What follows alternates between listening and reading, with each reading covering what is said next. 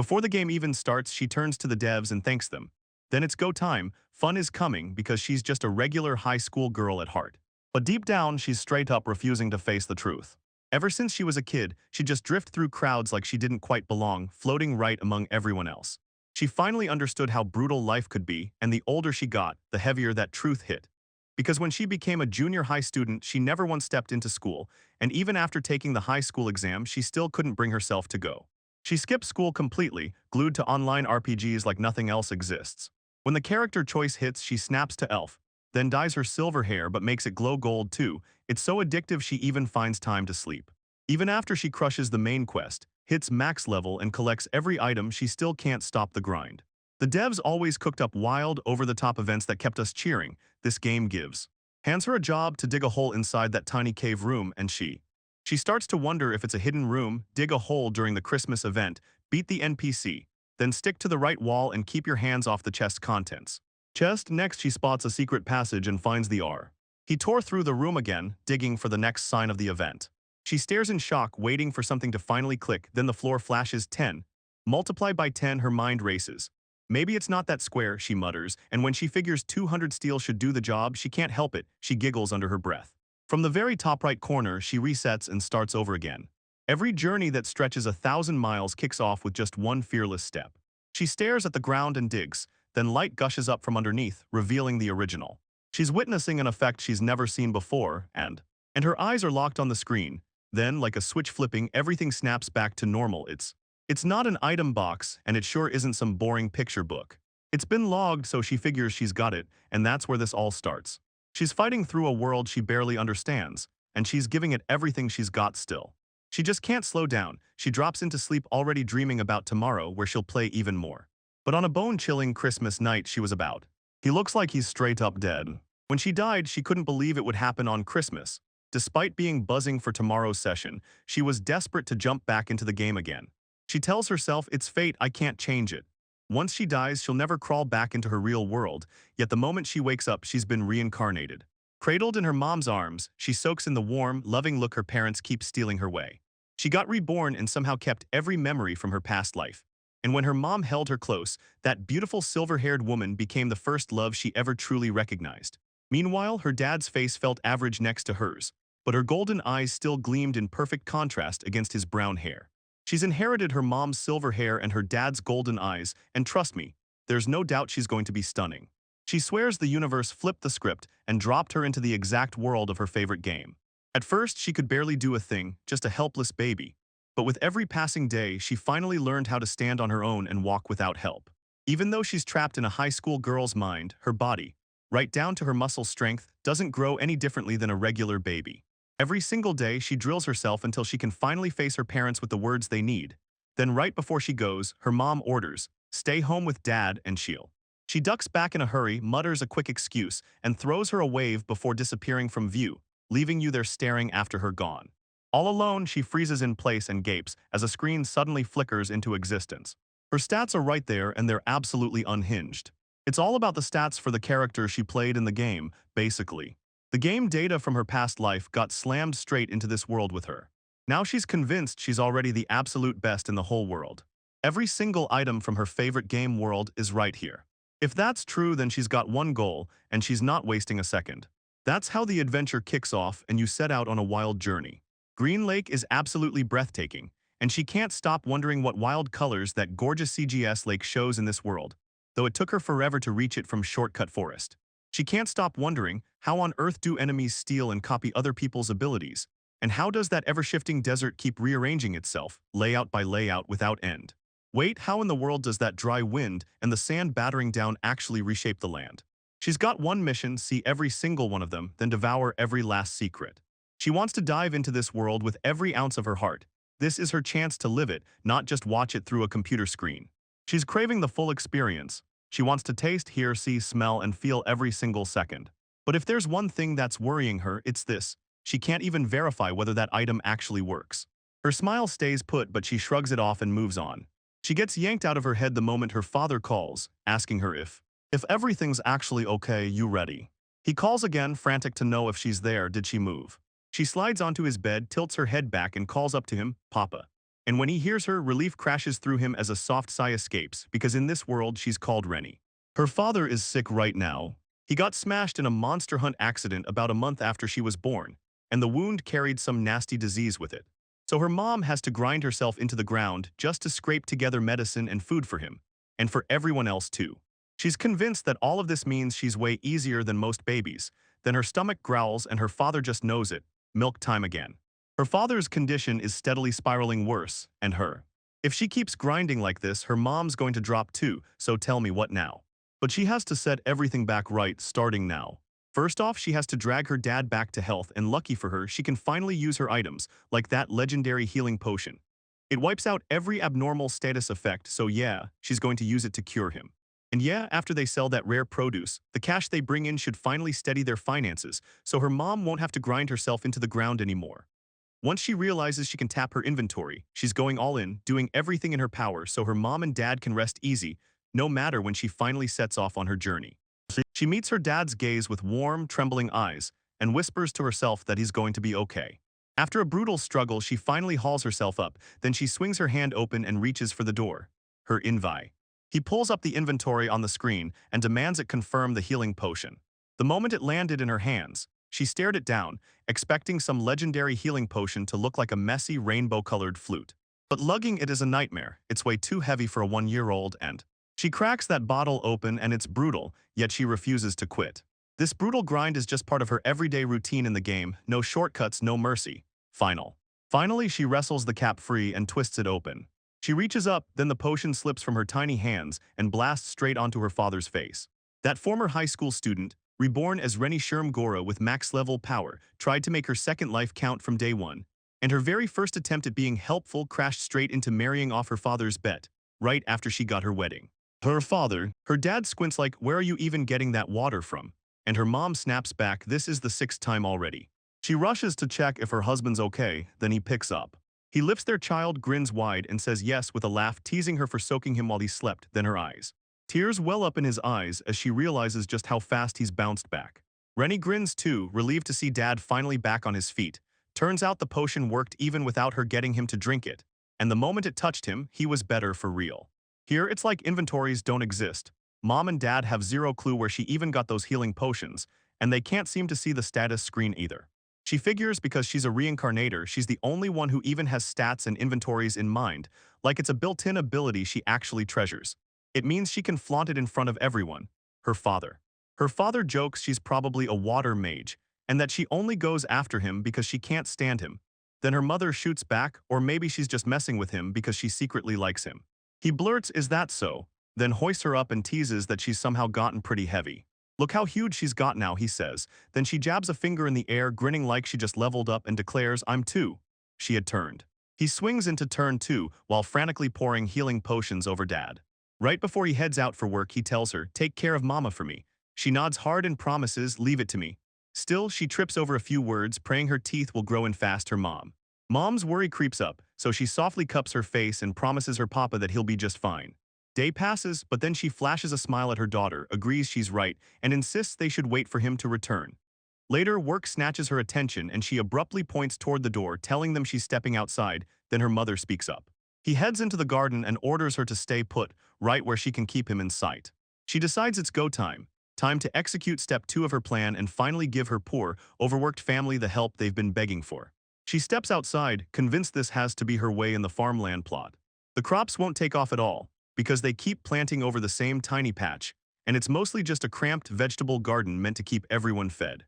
In the game, those fields and gardens let them farm materials, so turning around and growing fresh vegetables there feels like a breath of fresh air. She swings open her inventory and snatches the fertilizer like it's the next move. Dreamly's ridiculously powerful plant fertilizer makes super rare materials grow way easier.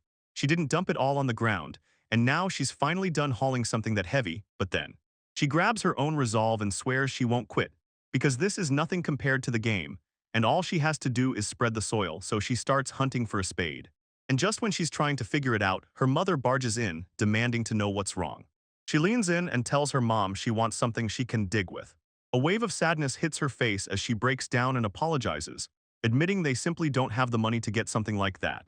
She says it again and you can hear the shock in her voice, because they truly don't have money. Her mom nods along, but she hurries to explain, Papa and I are giving it our all, and she's begging for forgiveness. She flashes a warm smile, tells her it's fine, and promises she'll sweep the whole house, maybe. Maybe she'll spot something, anything that finally gives her a shot. She whips her head around, convinced they don't have the money, but she already knows that. She just didn't expect them to be so broke they couldn't even buy a spade. And now it's even clearer this mission has to happen. The screen flashes right. She yanks open her inventory, staring at every item like it might save her, then asks herself what she can use as a spade, something to dig and scoop up the dirt. Earth, her mom stares at her with worry in her eyes, then blurts, "Don't go too far," while she stands there clutching a ladle in her tiny hand. In her hands, it barely packs any punch, but it makes cooking feel like second nature, so she can step up too and become an adorable little chef. Her eyes snap to the ladle and she blurts ladle under her breath. Rennie nods like, "Yep, it's fine," and the calm hits, until her mother side-eyes it and asks why a ladle was just sitting on their land. "Fine," she sighs. Finally, she gives in, snatches it from the counter and hands it over, then warns her, "If you spot the owner, bring it back. And don't you dare pull pranks on vegetables." Now she finally grabs the soil and spreads it everywhere, then she stops at just one last spot. And now all that's left is to make it happen everywhere else too. Later, while she drifts into sleep, her mother leans in and tells her the truth. While they searched, they stumbled on a ladle sitting in their garden, and Rennie swore it was right there on the ground near the house. But she can't shake the feeling there's no ladle just sitting around here, and the one she showed she found was seriously top-notch. Her father, his face full of worry, leaned in and demanded, "So you're telling me it was magic?" When you ask, she shrugs and says she'll probably do it after work. Her father finally fesses up. He'd mistaken her for just some mage water, but he can't ignore it now. She might be hiding a power way more incredible than anyone expected. Her mother lets out a helpless sigh, stunned by it all. Like there's no explanation, and the only answer she can cling to is that some kind of magic is letting her make things happen. But she's never once heard of magic like that asterisk. She only knows the basics like fire and wind magic, plus light and dark magic.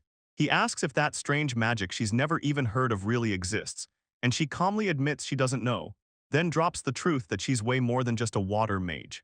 And yeah, she might actually be an elf after all. She lifts her gaze as he carefully slips his hand into hers. He tells her she's a genius, and her mom gives a quick warm smile, then she starts to. Her smile drops into a serious stare. She tells them, "You have to keep it hidden from me, at least for now. Until she's a little older." Next morning, her mother snaps at her that she's heading out to gather vegetables, and tells her not to wander around outside. Her dad finally pulled through, and now they're growing rare, world-class produce in their fields, until something goes wrong. For some reason, they're still dirt poor. The reason for it, at least, that's what she could dig up. She came to a hard, final conclusion. They basically concluded that they'd taken out loans, probably because her dad got sick. Because yeah, there's no way the two of them would have wrecked themselves before she was even born. They were just too careful for that. It was about a month after she was born when her mom had to stay home because work fell apart, and then her dad fell sick too, unable to even step outside. That has. She's sure this has to be it, but the doubt still claws at her. Could it really work?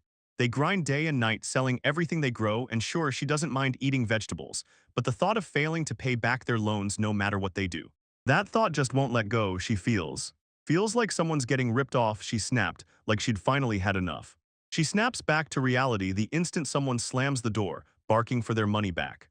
Her mom snatches her up in a flash, shoves her into the closet, and hisses in a whisper. Hissing at her to stay right where she was no matter what, and not to step outside for any reason. The men storm in, sneering that this house is empty as hell, and bragging that she'll never scrape together enough to pay off their interest. Then He eyed the cutlery, every last piece was wood, and scoffed like it would snap the second it touched water. With a steady voice, she tells them to get out, right now, remember this. She reminds them, loans paid in full, and she warned them not to show up here, so the man scoffs like they owe him something, and that attitude is wild. If you borrowed money from them, you don't talk like that. Wait, did they really ask to borrow your money? Nope, it was the other way around. They're the ones who marched in and asked them to lend them some. She swings the papers in front of you, her name stamped all over them, and blurts, "It's official," as she keeps the motion going. She snaps back that she's already paid the whole amount, but the men grin and say, "Nope, sweetheart, that was just the interest." Frustrated, they start hurling her things around. She begs them to stop trashing her home, and one of the guys smirks at the promise to pay the rest and shoots back, "Yeah, how?" And the man beside him reminds him she kept insisting she never had enough to begin with. And with all that said, there's just one thing in this house that actually matters. He yanks her face in his grip, flashes a smirk, and tells her she could rake in a pretty penny.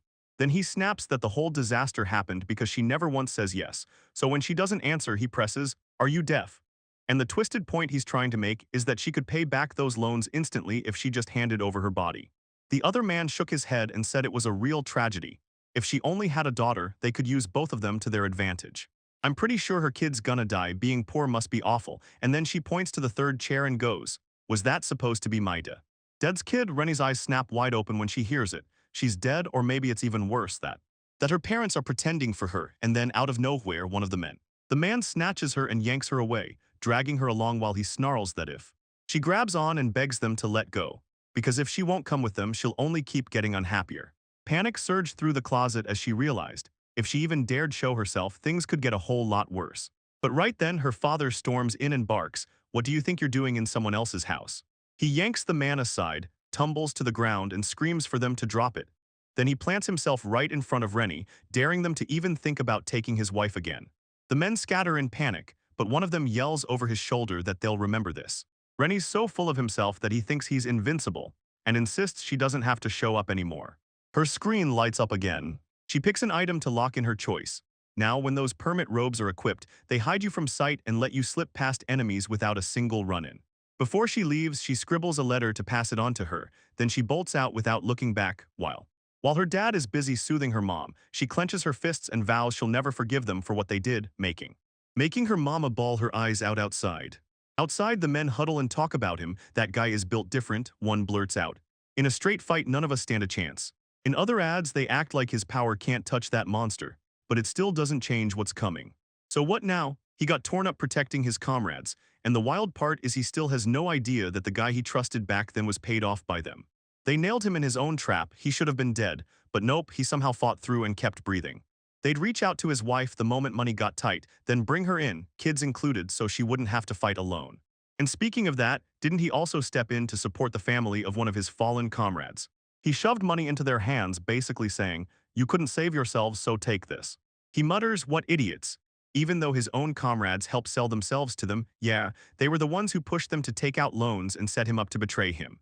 They were dead either way, so when the monster stepped in and took care of it for them, it felt like pure luck. Rennie soaks it all in, then finally snaps into action, calling up her inventory and confirming the cat's paws. Her hands shift into something terrifying, and her eyes harden into pure death only when she speaks, begging for a moment to. Do they even realize she's standing right there watching them?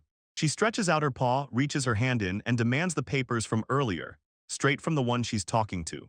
One guy grumbles, "What's with this idiot?" and then he clocks that she looks absolutely amazing, and both of them share a creepy grin like they just struck gold.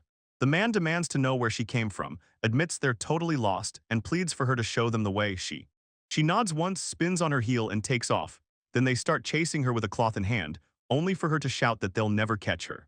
Suddenly, she whips around and slams the man with a paw punch, blasting him. He took off, and that's why. "All right, that's one," she mutters, flipping over and turning to the other side. The other man, stunned out of his mind, blurts, "What did she do?" She shrugs it off, swings a brutal punch, and then snaps again, hand over the papers. The first man comes tearing back, screaming at them not to look down. Once again, she kicks the cat's claws into action, and he gets hurled so hard he vanishes from sight. "Two," she blurts, spinning back toward the one still left standing. The remaining man snaps, demanding the papers, then he crumples to the ground and he snatches up a whole pile and asks, "Do you want this one or that one?" She spots her mother's name on one of the papers and instantly wonders if the other document is meant for the man who shattered her. Her father, she blurts out, "Is that all the IO you've got from the village?" He freezes, then drops them anyway, grumbling through his breath, "See, I've already put them down." A flat, unreadable look settled on her face as she strode to the pile and announced, without a hint of hesitation, that she was taking them. Then he smirks and bluntly tells her, "So you really are just a brat, huh?" He snarls and lunges for her tail. With lightning dodges and brutal counters, she sends him running with a fierce warning, "Never come back." And these cat's paw gloves, they grow you cat's ears and a tail, turning it into a legendary weapon. The cuter you look, the harder your punches hit. The scroll of avoidance lets you camp in peace. Activate it and monsters can't get close, so your camping run turns into a guaranteed win. He decides to bury the paper, yanks the ladle out, and then the ground is brutally tough for anyone forced to march across it. But once again, she won't quit. She clenches her resolve like always, reminding herself this pain is nothing compared to the game. She exhales in pure relief, hands still filthy because she finally managed to finish just. Right then, a voice cuts through the air calling her name. She whips around and there she is, trapped in her father's arms. He mumbles, "Thank goodness." Her mother barrels in too, scooping them up and hugging both of them tight. She shouts at them, snatches the papers off the floor and declares, "I found these lying here." Once again, it's past midnight, they're still talking and he leans in like, "So, what do you think?" She's fully convinced Rennie totally pulled off something, and she's not backing down. He believes that too, pure terror hit him when a shady-looking man slipped into their house, and right after he finally managed to drive them out. She vanished like the world just yanked the breath out of his chest, and his wife swore the same thing. She was certain they'd shoved her into the closet, but when they opened it, all they found was this. This scrap of paper where she boldly promised them, "Hand it to me." He reads the words out loud, totally baffled, then her mother finally cracks it open. She's the one who blurts, "Just leave it to me," when trouble hits, usually when her expression turns grim. Most of the time it fixes everything, so now she's sure this time will be no different. She never in a million years expected to end up with the US. And then she adds this, "Everyone's been working hard to keep the fact that Rennie and she are here totally hidden." Her husband even snaps that letting the IOU go public would have been a disaster, so they just paid them whatever they asked for. Guess they should have thought it through a little more. She mumbles that it's way too late for this. Right, but don't forget, Renee didn't blow that chance. He exhales, then admits that Renee picked the exact path they'd take. Her voice brightens as she blurts out how thankful she is that Rennie was born, because if she hadn't been there, she honestly doubts they could have pulled off any of this together.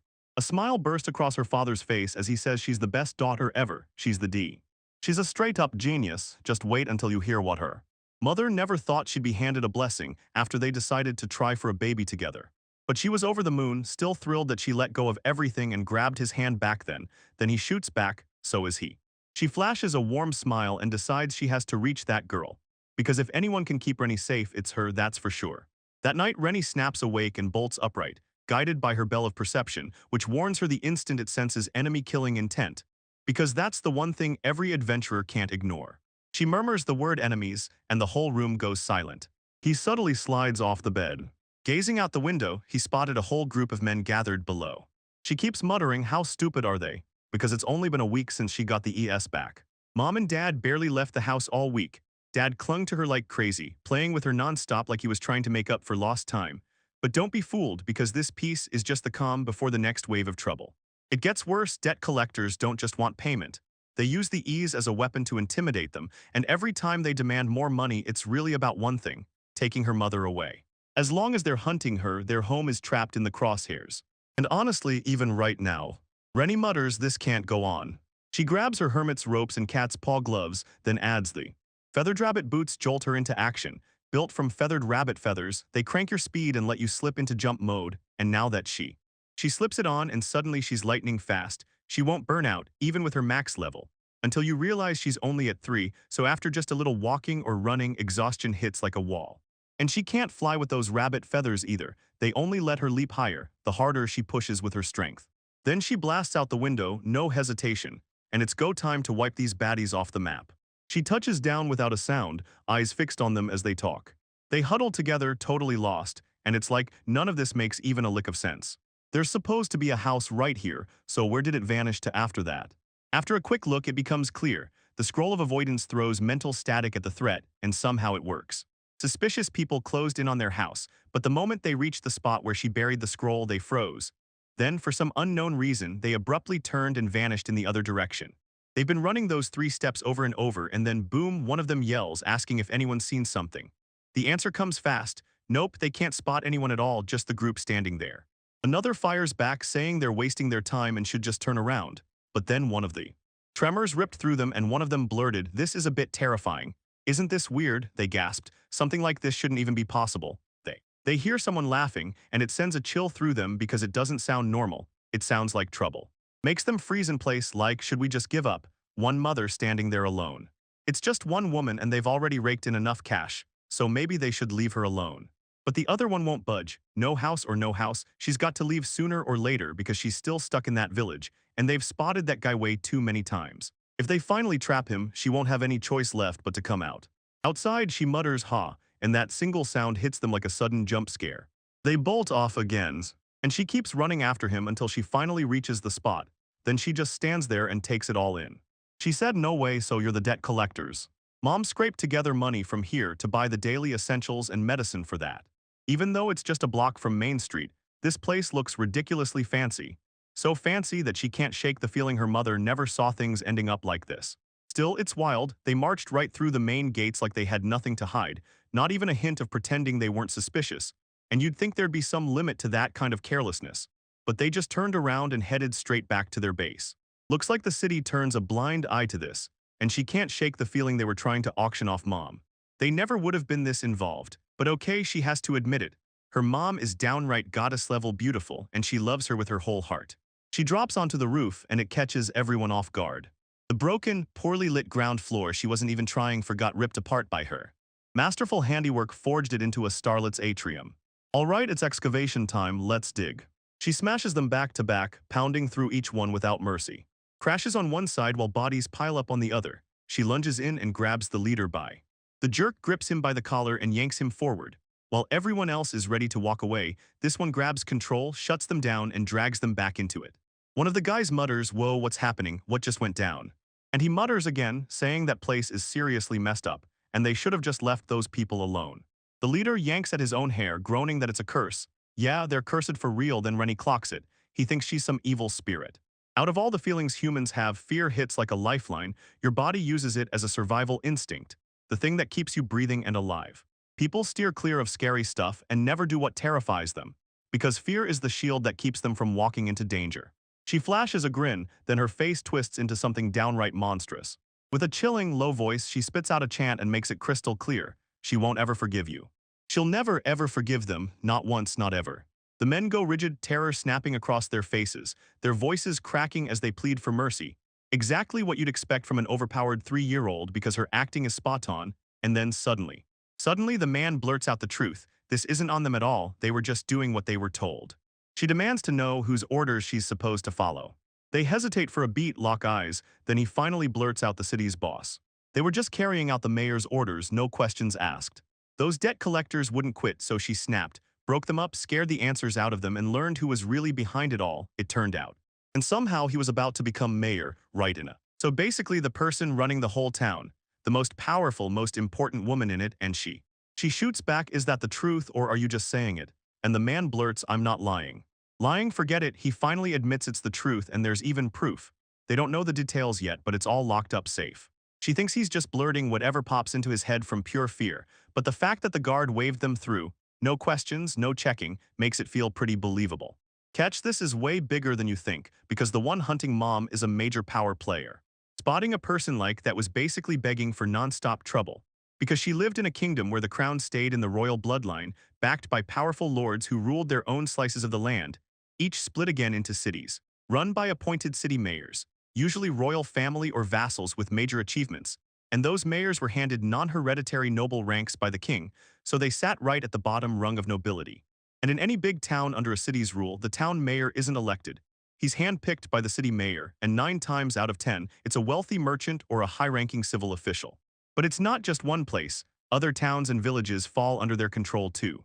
So the mayor of Slantia runs their village too, somehow all at once.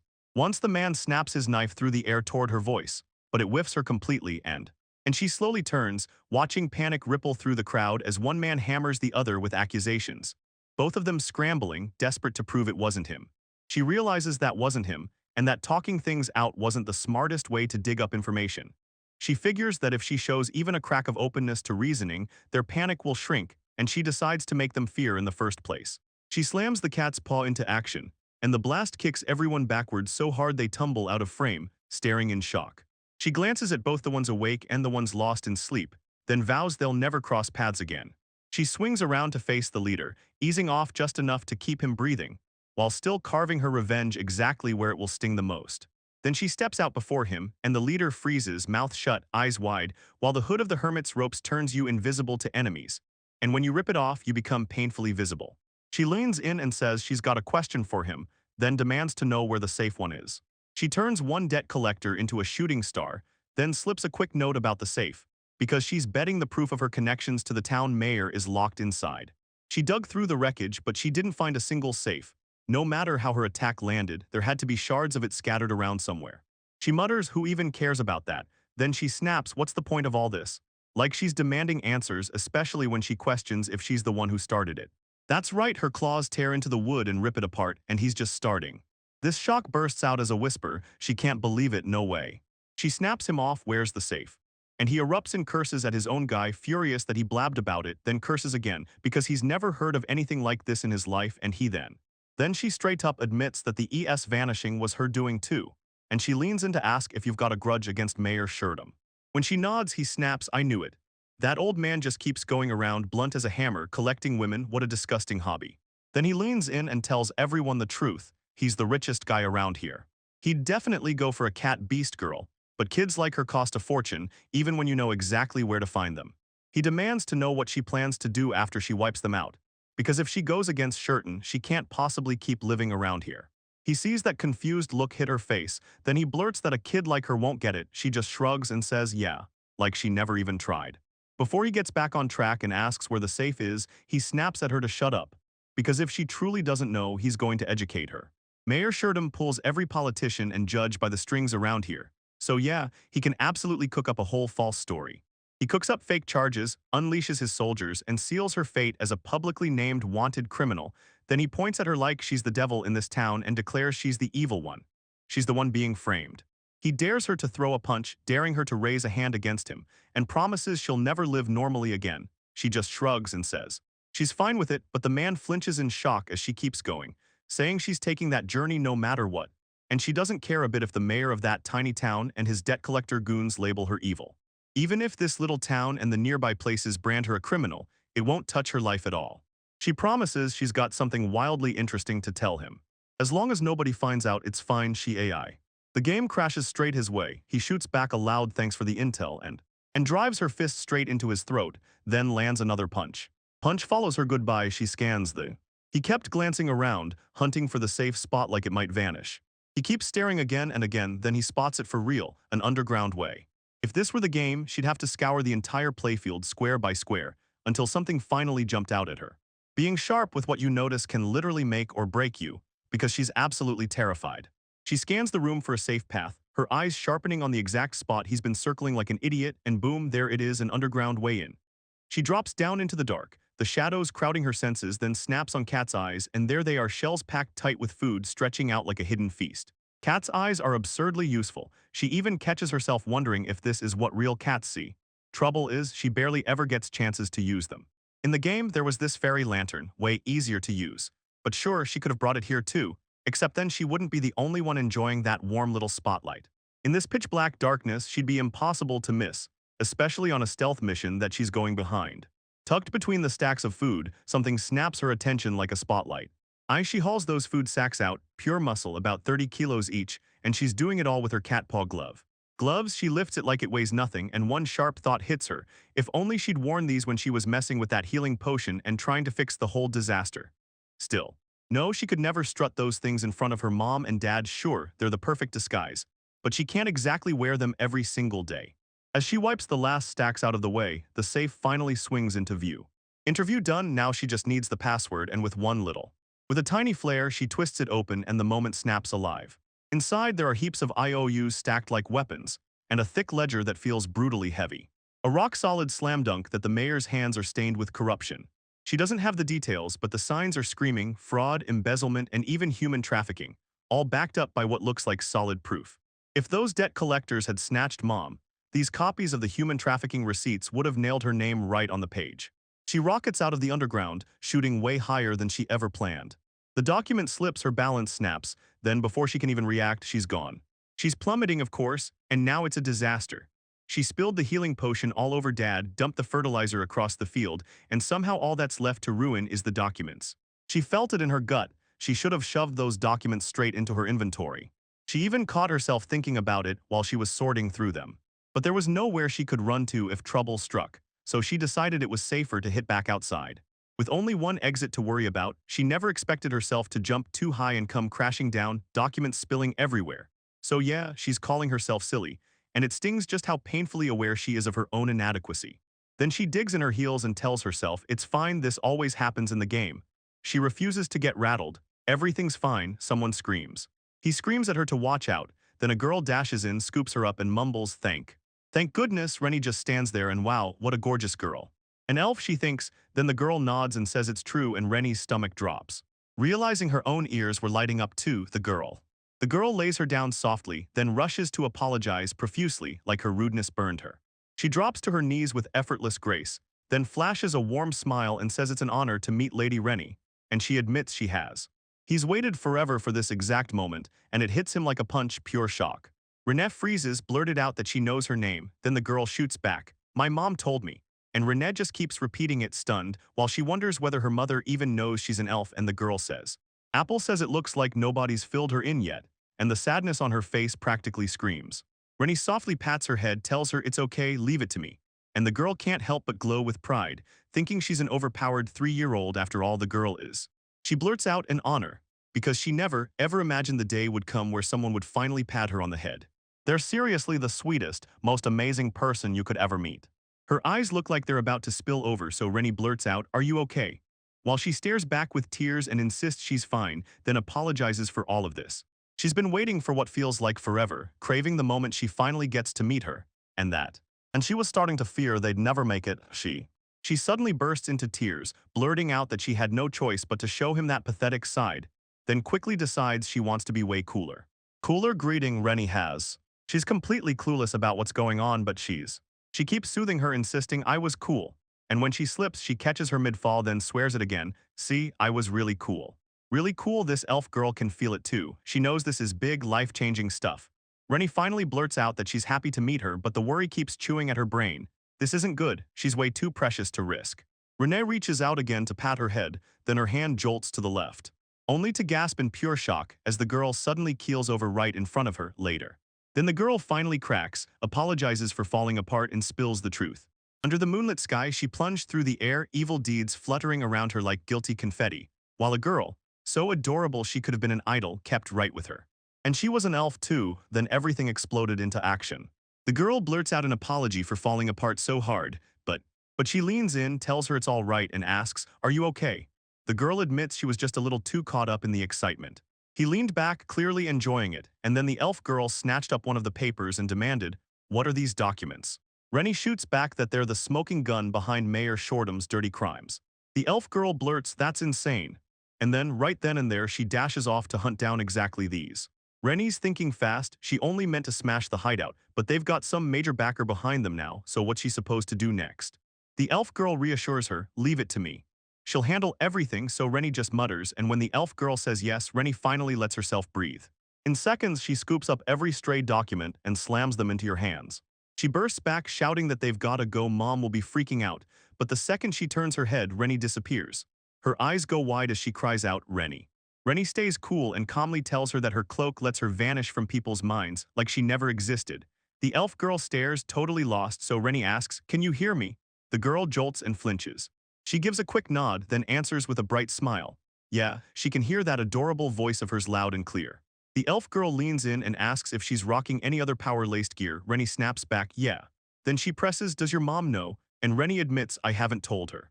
The elf grins and asks where she got them, and she just shrugs, "I've always had them," because she can't bring herself to admit the truth. She got them in a game during her old life. The elf girl trails off mid-sentence, like she can't believe it herself, after declaring that Rennie really is special looking. She pauses, looks like she's searching for the right words, then turns to Rennie and finally admits it. She knows she's got incredible power and amazing gear, but there's one more thing they can't afford to ignore. She tells her, "You're still tiny, you've got a ton of growing left," and then adds, "So try not to lean on your gear so hard." Rennie blurts that she can't use the equipment, and the elf snaps back that it's not never. She should use it when it matters, and especially if she's ever in danger. Too much power in the wrong equipment could crush her physical growth, and her body will slack off, so she asks to avoid getting muscles. Then the elf girl shoots back dead on that she needs muscles if she wants to grow big. She wants her to get up and start walking and running on her own. No gear needed, She mutters, "Okay," then promises she'll take them off.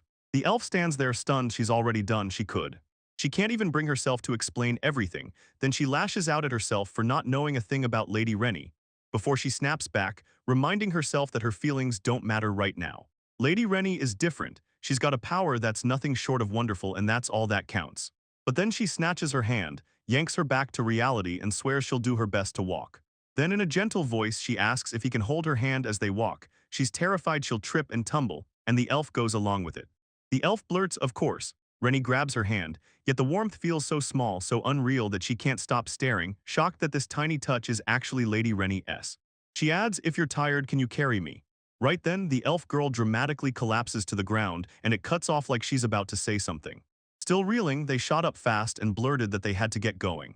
On the way, she tells herself to calm down, slow her breathing, breathe in, breathe out, and hold on. Later, as they face a towering wall, Rennie blurts out, "So how are we getting back into the L?" The elf girl shoots back that they'll just scale it, then she points right at it. Points out, yeah, the elf is asterisk way taller than anyone expected, and it's kind of impossible to ignore. She asks herself if she even knows what elves people call them in everyday talk. As she takes one look at the shadows and guesses which hunters of the forest are closing in. She shoots back, then promises to reveal exactly why they're called that. She explains, of course, like she can already feel you doubting her. She laughs, then hoists her up, and the moment she feels the weight, she realizes it's Lady Rennie S. If I drop right now, she thinks, Lady Rennie will get dragged into it too. So she clamps down on her fear, powers through her breathing, inhale, exhale. Her voice skims her ear and she blurts, "Are you okay?" She realizes she's so close, but the moment she sees it, dread hits. She can't let this happen. "I can't collapse right now, no way, not ever." "Rennie, can you tell me you're okay?" She steadies herself and asks like she's bracing for the worst. Praying the way she's holding it won't hurt or feel awkward for her. Telling him to hold on tight, she climbed higher. Climbs the wall in a burst and swings herself over like she's escaping trouble mid-fall. As she tumbles down to the other side, Rennie breaks down just how insanely awesome that was, and then he asks if she's okay and she throws her head back laughing. Yeah, it was really fun. They spot a rabbit. Since the game's levels only run from 1 to 10, they were nothing but beginner enemies, and it all starts from there. It bolts to escape and the elf girl snaps her finger at it. She's not about to let it get away. She can't stop wondering if this is mana. She senses a strange power in the air, and when it shows itself, she lunges straight at it. It's not even visible anymore, gone like it never existed. A new girl lunges at it and Rennie's jaw drops. She can't stop staring, totally blown away. She blurts out that it was absolutely mind-blowing. She leans in and asks the girl what her name is. The girl shoots out an apology for the late intro, then says, "By the way, I'm Samuel Alma." She asks if elves can pull it off and she shoots back, "Yep." Then adds that if she's talking about mana manipulation, the answer is absolutely yes. You've heard it before. Elves can toy with mana to crank their bodies up past normal limits, and you could see it earlier when she scaled that wall and when she nailed the uni-rabbit, because every leap and shot was powered by mana manipulation. Elves are absolute wizards at controlling mana, while humans barely have any in them, so it's basically out of reach for most of them.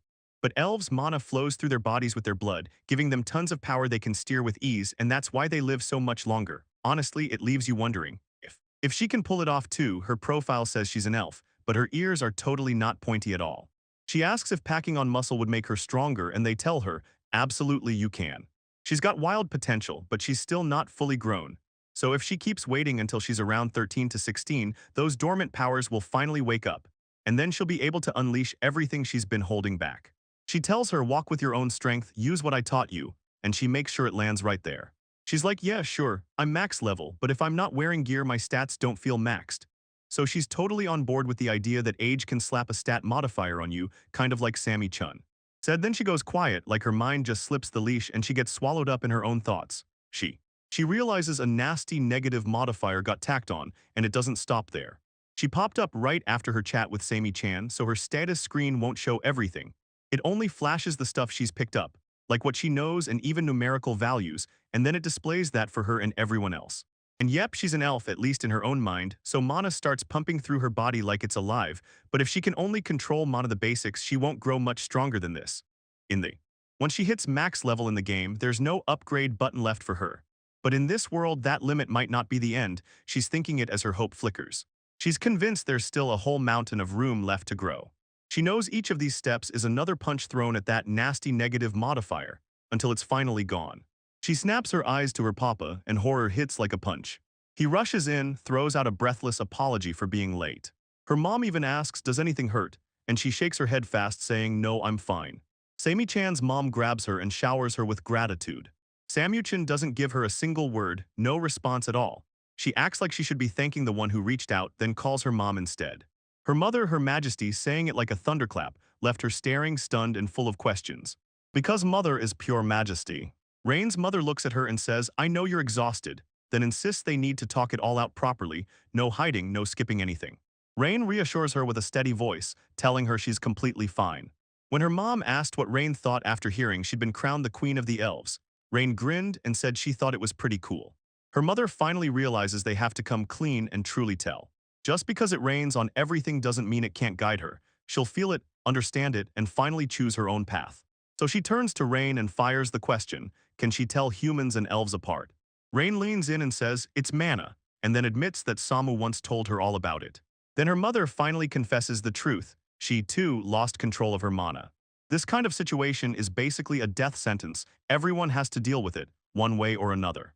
Everyone was shaking with fear, begging to understand how something like that could even happen, because it was downright terrifying. Fear gnawed at them, and grief crushed their hearts as they realized no one in history had ever beaten this disease. So the elves had no choice but to figure out who would step in and carry on Her Majesty's legacy. Rain's mother already knew she didn't have long left, and still, she pushed on like she could outrun the clock. But still, she refused to let go Samuel. They've even got records of elves who suddenly couldn't shape mana anymore, 3 cases in the past, and every single one of them died off not long after. Later on, around that same time, Rain's mother spotted Rain's father crumpled and badly injured on the edge of the forest. Rain's father leans in and says the monster he fought wasn't just tough, it was brutally, impossibly strong. Humans aren't allowed to go deep into the forest, but she still vowed she'd save him no matter what. In the end, it all crashed to nothing, and she crumpled onto the ground beside him. But somehow, through pure luck, he clung to life. Then he says, he's always seemed lucky, until you realize getting slashed by a monster doesn't exactly scream good fortune. And still, because of that crazy incident, he somehow ended up meeting his amazing wife. Samuel tells them that the others finally clocked what the queen was after, because normally humans and creatures like them would have been chased out the moment they showed up. But since it was the dying queen's last wish, nobody could bring themselves to split them from the forest. Because of all that, the queen and the humans slowly, steadily grew closer until their bond became something real. Demi laughs it off and blames the whole mess on the human, like it's their fault, every bit of it. Rain squirms with embarrassment and bursts into laughter, while her father grins with pure happiness and her mother wears a faint, bitter edge of resentment. Brain can't stop wondering if this is exactly how every elf felt back then. They'd already thrown in the towel on saving the queen, but her lover, out there among the adventurers, refused to quit. For ages, rumors have been flying about a jewel that can grant any wish. Some swear a secret religious sect holds it. Others claim it belongs to a certain country, and the stories keep changing. But Rain's father finally tracked down the truth. It's in the grip of a dragon. Rain can't stop staring at the jewel. Could this be the very one she's been picturing in her mind? Back in the past, Samuel presses Rain's father, so you're really going, even as his wounds still haven't healed. Samu snaps at him, calling him an idiot, and then demands to know if he's really betting everything on some rumor with zero proof. Rain's father won't hear a word, and it reaches a breaking point fast. The two of them suddenly find themselves right in front of the dragon when Samuel fires the question, how does he plan to beat a monster like that? Rain's father snaps back that he's banking on one thing, talking to it, and somehow finding a way to set everything right. Right then, the dragon lunges in and attacks them. Samu roars at him, demanding to know if he truly believed that stunt would ever work. Rain's father gets slammed, knocked hard and flung straight into the massive cave wall. But when the impact hurls him into the cave, he stumbles into the most unbelievable surprise, an entire hidden room. Samu fights the dragon with everything he's got, then snaps his attention to one thing: did Rain's father survive? Rain's father leans in and admits it's true, then drops the bombshell that he's found a hidden room, and he's betting the jewel is waiting inside. At the same time, he can't help but wonder why the floor of this room is made of wood, the moment he pushes deeper in, he spots a floating object out of nowhere. His eyes lock on it and he stares at it, heart pounding, and then boom, he finally knows it's the legendary jewel he's been chasing. For a split second, he's stuck in disbelief. His luck is unreal, straight up extraordinary, and they say that there are 7 world-supporting jewels. Rain's father and Sam, you've already found one of them. Rain's father clocked it the moment he heard a jewel like that could grant wishes. His one burning wish was simple: his wife would be cured. Then even Samu only wanted one thing, to save the queen and nothing else. In the end, the queen leaned in and begged the jewel for one thing: to become human. She figured that once she turned human, her mana would drain away completely, then the suffering that haunted her would finally stop. Samu slammed her opposition hard because she wanted her to have one thing back: control of mana. With that single wish, she'd get stronger, live longer, and finally turn the whole fight in her favor. Rain's mother steps in and says she only wanted to live with Rain's father as a human. Then every last drop of mana drained out of the queen, and her body shifted into a human form. Yet the elves could finally breathe easy because her life had been saved. And finally, the queen ran off with her human husband, straight into an elopement they couldn't hide. Rain's mother swore Samuel was plotting to tear them apart, Rain's father. The queen's own father gets dragged onto the wanted list because someone labels him as the guy who kidnapped the elven queen. Sammy bluntly declares that every single elf has turned their eyes on him. Rain's mother stares at the truth and realizes it. She's now the enemy of the whole world too, because she used one of the jewels that holds everything up just to chase her own selfish wish. Samu blurts out a frantic denial, but Rain's mother keeps talking. She insists this is exactly why she chose a quiet life. A quiet life with Rain's father, just the two of them, and at first. At the start, life hits like a truck, but soon they grind through it and start handling it like it's normal. Then when they least expect it, they finally discover she's pregnant and it hits like a total shock. They're only allowed to have kids with other elves, so they're blown away. When the Rain is born, her ears turn round, and suddenly she looks like a perfectly normal human baby. Maybe because elves and humans can't have kids together. This is the final proof that the queen really did become human. But pretty fast, they realize the Rain acts weird, like it's following rules it shouldn't. Doubt creeps in, maybe she isn't fully human after all, and the scariest part, she needs almost no attention at all. And her eyes shine with an understanding that feels way too grown-up for someone her age. They didn't know what to do, so they shoved her out of sight and cowered, terrified of what might happen next. She couldn't stop worrying that the elves would snatch her away, or that humans would come hunting and drive them off. Right around then, Rain's father gets hurt all over again, tumbles down and falls sick, leaving no choice but to force. Rain's mother had to shoulder every single chore by herself, just like that, and then. In that stretch of time, it's Rain herself who keeps pushing their support forward, because without their daughter, they never would have made it. They somehow fought through it all, and in that moment they finally realized. So they can't help but realize how lucky they are that Rain is their child, and they thank her for pushing through and trying to help, even on that exact day. Rain admits it straight up, she doesn't feel normal at all and she believes. She's convinced something about her is weird, like she's been different from everyone else since day one. Even when everyone else is sobbing during her graduation ceremony, she can't stop smiling, because she's already itching for middle school, picturing a whole new school building waiting for her. When a friend asks why she's not crying, she shrugs and says, "We're all heading to the same middle school anyway, so what's there to cry about?" Cry? Her friend snaps that she's got a cold heart because she won't shed a single tear at graduation. Another memory hits. Rain and her friends band together, yanking weeds out of the ground as they work in sync. One of her friends is so horrified by an insect that it looks like he might lose his mind. She grumbles that she hates the whole assignment and calls the teacher awful for forcing them to slog through it for 2 days straight. Meanwhile, Rain thinks it's actually kind of fun. She gets this rush from ripping the weeds right out, roots and all. Her friend gapes at her and blasts, "You're not perceptive at all," and then he blurts out, "Can Rain handle the rest of it too?" Rain knows people praise being perceptive, but you still. She can't stop thinking she misread everything again. Little by little, everything she says and does slips farther and farther away from everyone else's world, yet they keep yelling at her to be normal. And she can't even grasp what normal is supposed to mean. No matter how hard she fights, she never manages to get anywhere. Even with how weird things were, her parents still doted on her, raising her with non-stop love and careful hands. She takes them under her wing with serious care, and she genuinely loves them both. Her mom and dad pull her clothes and tell her straight from the heart that they love her so much. Then Rain blurts out that she's itching for a journey, she wants to see the whole world, and her mom can tell. Until that, Rain has already picked her path, and as she softly pushes her forward, she promises, "Go on," and makes it clear.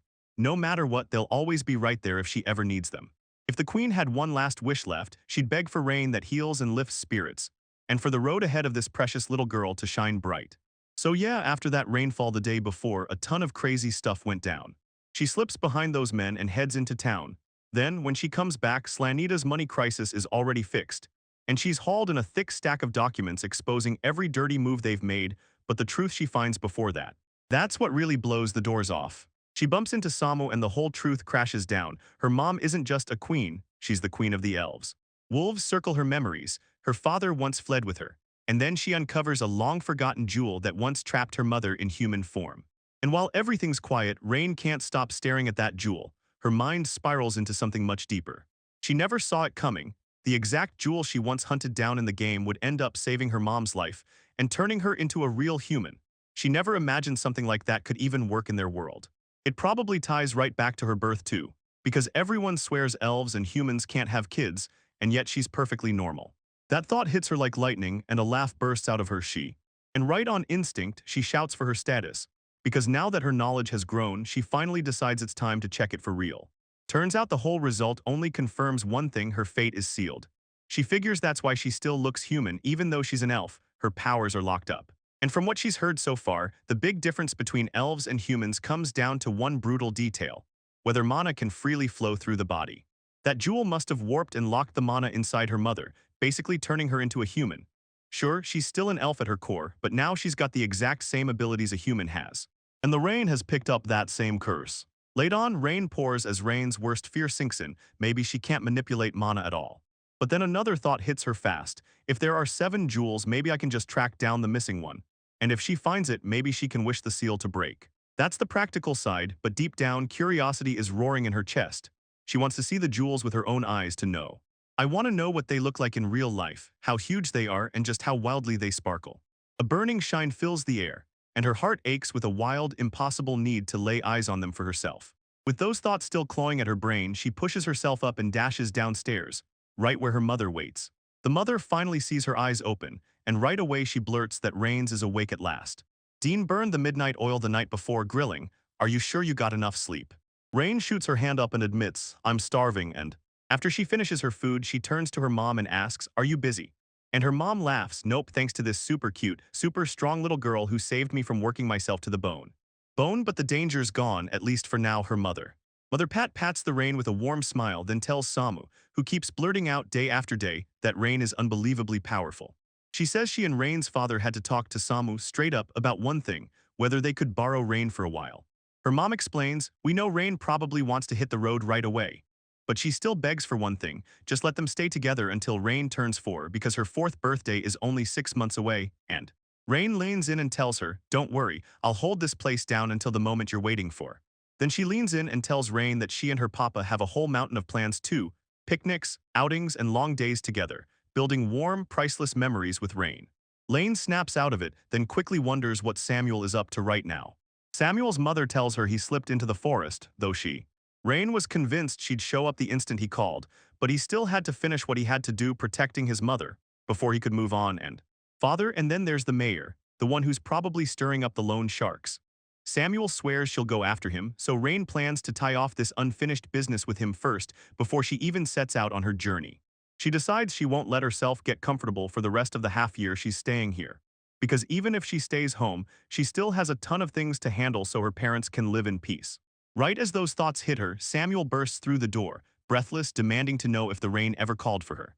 Rain is stunned and grateful beyond words that Samu came racing all the way back so fast, but for Samu it feels like an honor, never a burden. Rain can't stop wondering how Samia even knew she was being called until Samia drops the truth. The queen told her. Rain snaps her focus to her mother, and her decision hits like a spark she decides to. And now it's time to spill a secret to her right after they. Elves can live for ages, but seeing them as kids is a whole different kind of rarity. So when a baby finally arrives, the whole community jumps in, everyone pitches in, everyone watches them grow. Like it's all one big family. They're all tangled together in one huge, loving family, one that guards what it holds dear with its whole heart. It's the young elves' guardian, whipping danger away before it can ever hurt them. To help a child grow up safe, the elves pull off a move only they can do, a special guardian contract through. And just like that, Rain finally uncovers the truth. Sammy's guardian isn't some mystery at all, it's the queen herself, her own. Mother's voice turns soft as she looks back when she was just 140 years old, right at the moment Samia was born. That number hits her like a sudden downpour, and her mind spins out of control as she scrambles to make sense of it. Her mom straightens it out back then, right when she first crossed paths with Samu, and a lot of time has racked up since. Rain quizzically stalls for a moment about Samu's age, then his jaw drops when he learns she's still just 130. Rain stares in pure shock, like she's just cracked the most incredible secret ever. Then her mother tells her the guardian contract lets both sides reach each other no matter the distance, even when regular communication shouldn't work like telepathy. That's why Rain has been calling Samuel all this time. Camille used this very contract to reach the queen, first when she spotted Rain in Slanida, and again right as they were closing in on the house.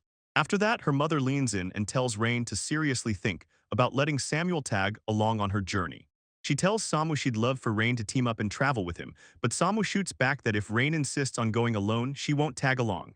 Still, that worry gnaws at her. Rain is so tiny that she'd stick out like a sore thumb the moment she tried to go by herself. The queen adds that, thanks to the guardian contract, she can always reach Samu, so keeping Samu by Rain's side would calm her more than anything. She'd even love to hear about Rain, no matter how small and normal it is, because she's desperate to feel how Rain grows into something bigger somehow. She reassures her she'll never step in Rain's way and she'll always give her the space she needs. Dean then weighs the big question, is Samu really okay with tagging along? Samuel tells her straight up that nothing on earth means more to her than this.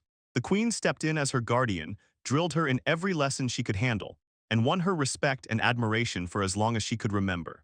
She's convinced that if the queen ever marries and has a baby, then only she should step in as the child's guardian.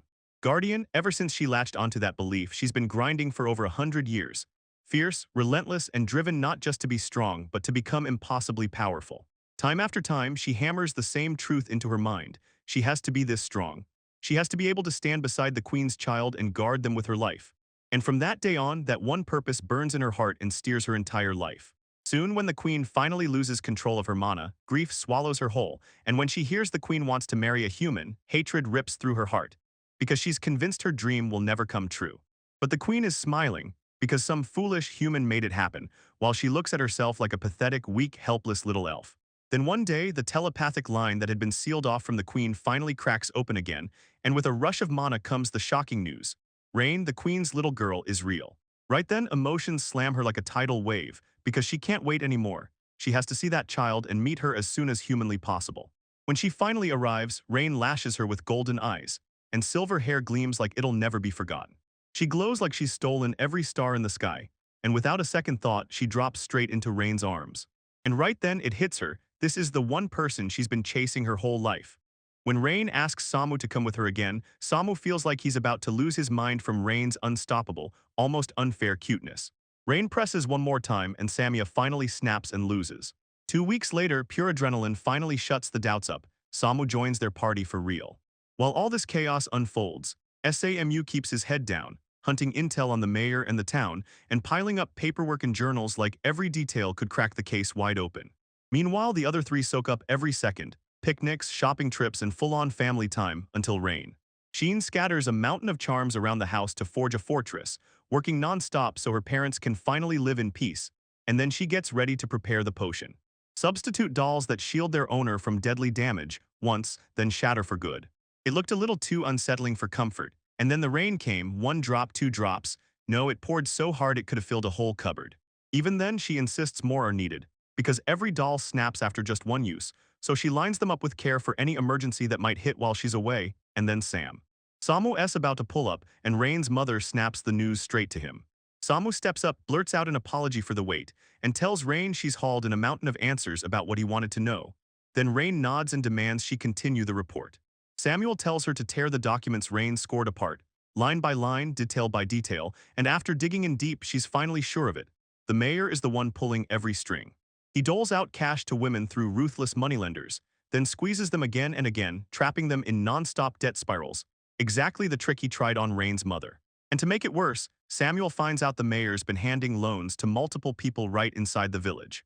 Because of Rain's earlier moves, the moneylenders are finally getting regulated, so the mayor's hands are tied for now. But Sammy warns that if he's left alone much longer, he'll slip right back into his old tricks. The women he manipulates are trapped, dragged into working for him, and things get even darker when It even looked like it was snatching up little kids too. Samu's investigation reveals it plain. Those kids get sold off to a religious sect. Rumors scream that this sect has a jewel and they made it, or at least they tried to make it. They're genuinely trying to care for the kids, but there's a chilling chance they're raising them to be blind followers, devoted to nothing but the cause. To fate, Samu doesn't dig deep enough into the sect to verify the truth. Yet the mayor's secrets she uncovers still sends chills through her, because she's worried for Rain's life and the Queen's too. She panics for their sake and bolts back as fast as she can. Rain once again demands if Samu will come with her, and Samu swears he'll follow, convinced that the town. Rain realizes it's no longer safe for her father and mother, so she decides to wipe out the danger at the source. Because if she does, they'll finally move anywhere they want, free from fear. She's convinced the moment is finally here, to confront the mayor head-on and end this for good. The story swings to the next moment. Rain patters down as Rain quizzes Samu about the spot, and Samu answers. He studies the map, realizes they're almost certainly not going to be spotted here, and right then Rain makes her move, decides that. Samu drops the idea in Rain's lap and fires back. Does she really mean to dig a tunnel straight into the mayor's mansion cellar? Rain doesn't back down. She says she's doing it because she needs to see that cellar for herself. Samu's math leaves no doubt. The suspicious cellar is right ahead. Sure, carving a tunnel like that usually takes forever, but Rain grabs Samu's attention and orders him to let her handle it. In her hands, a pickaxe grips tight as she leans in. Then she pauses like the next swing is about to shatter everything. He once had a legendary pickaxe, the very one used to dig up that jewel, but it shatters after a single swing, so it's useless for what comes next. But now the pickaxe in her hands tears through blocks at lightning speed and shrugs off hits like nothing, perfect for slipping into their target. They plunge deeper into the mansion, slipping through the underground tunnel and pushing the infiltration further. Mid-excavation, Rain points and demands, "So where do we go next?" And Samuel snaps back, "Keep the same direction, just dig a little deeper." Right after that, Samu clenches her teeth and berates herself in silence, reminding herself, Rain is unstoppable, Rain is overwhelming, and how dare she question it for even a second. After all, she swore long ago she'd trust Rain without hesitation, so this sudden doubt hits her as downright pathetic. Rain. Queen clocks the change in Samu's attitude and rushes to check if she's okay.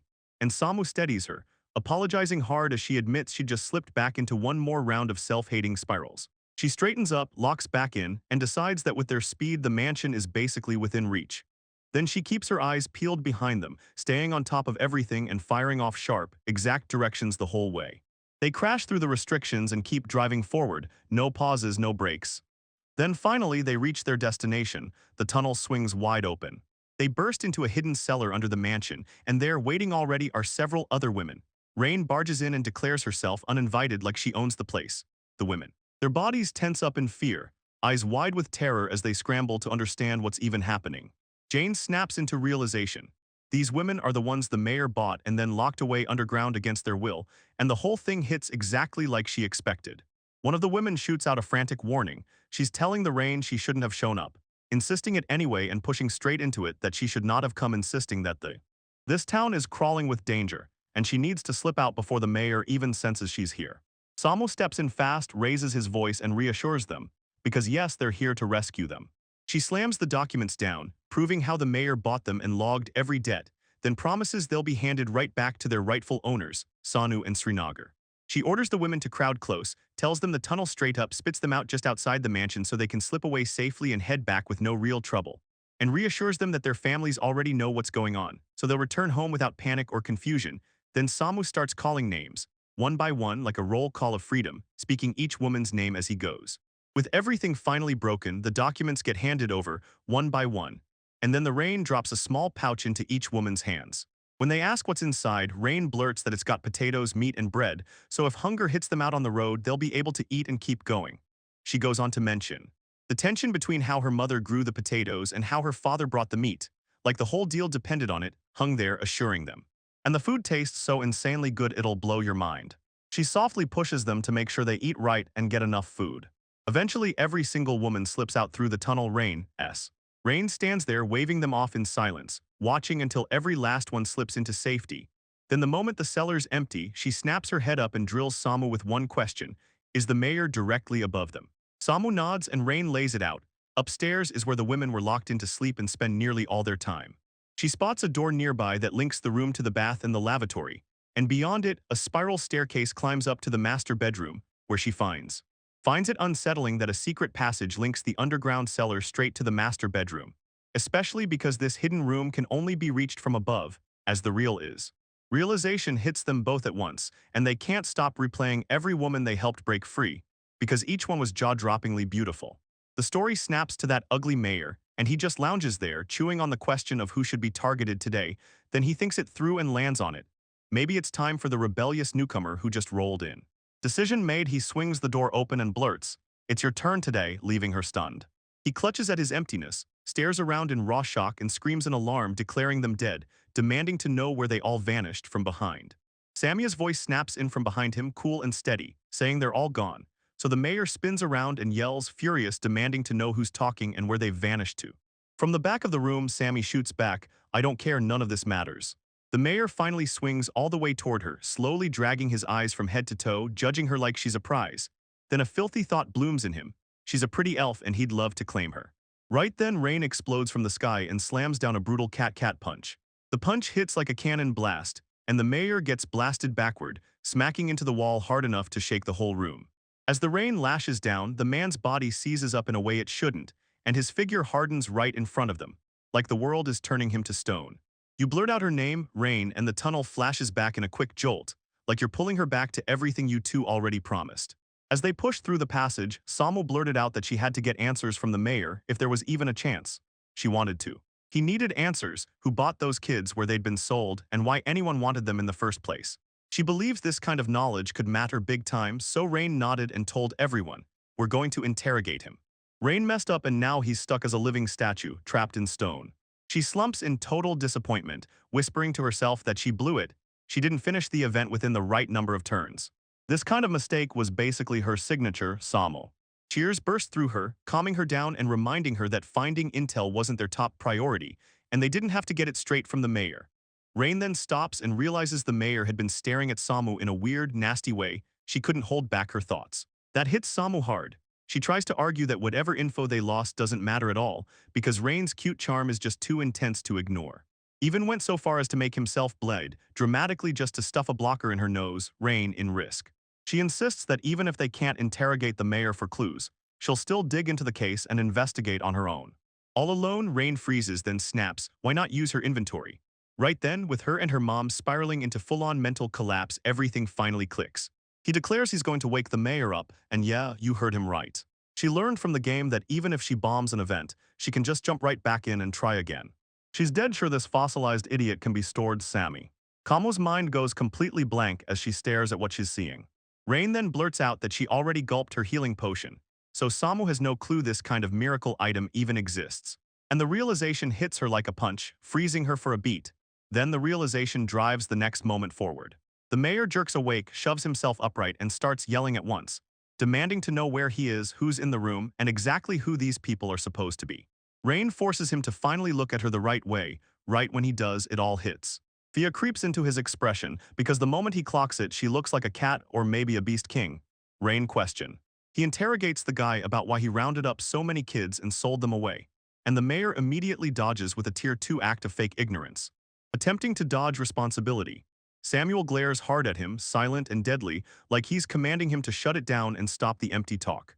They both know he rounded up those kids just to sell them off, and he's got no chance to argue back, so all he can do now is answer their questions. The mayor finally snaps back, saying he was just following someone's request, and then he starts explaining everything. He explains that they ordered him to round up kids around Rain's age, especially the ones with standout traits or crazy talent. When Samo keeps pushing him to name who made this request, he clings to a claim that it was someone else. Insists he has no clue about the full details. The only thing they told him was that he'd get introduced to the mayors of bigger towns. Then he blurts out that selling the children paid him off and helped his name spread too. And suddenly he's on a screaming rampage, insisting he wants to stay a town mayor for a long time, that destiny is bigger for him, and that he's meant to climb even higher. Samo can barely process it.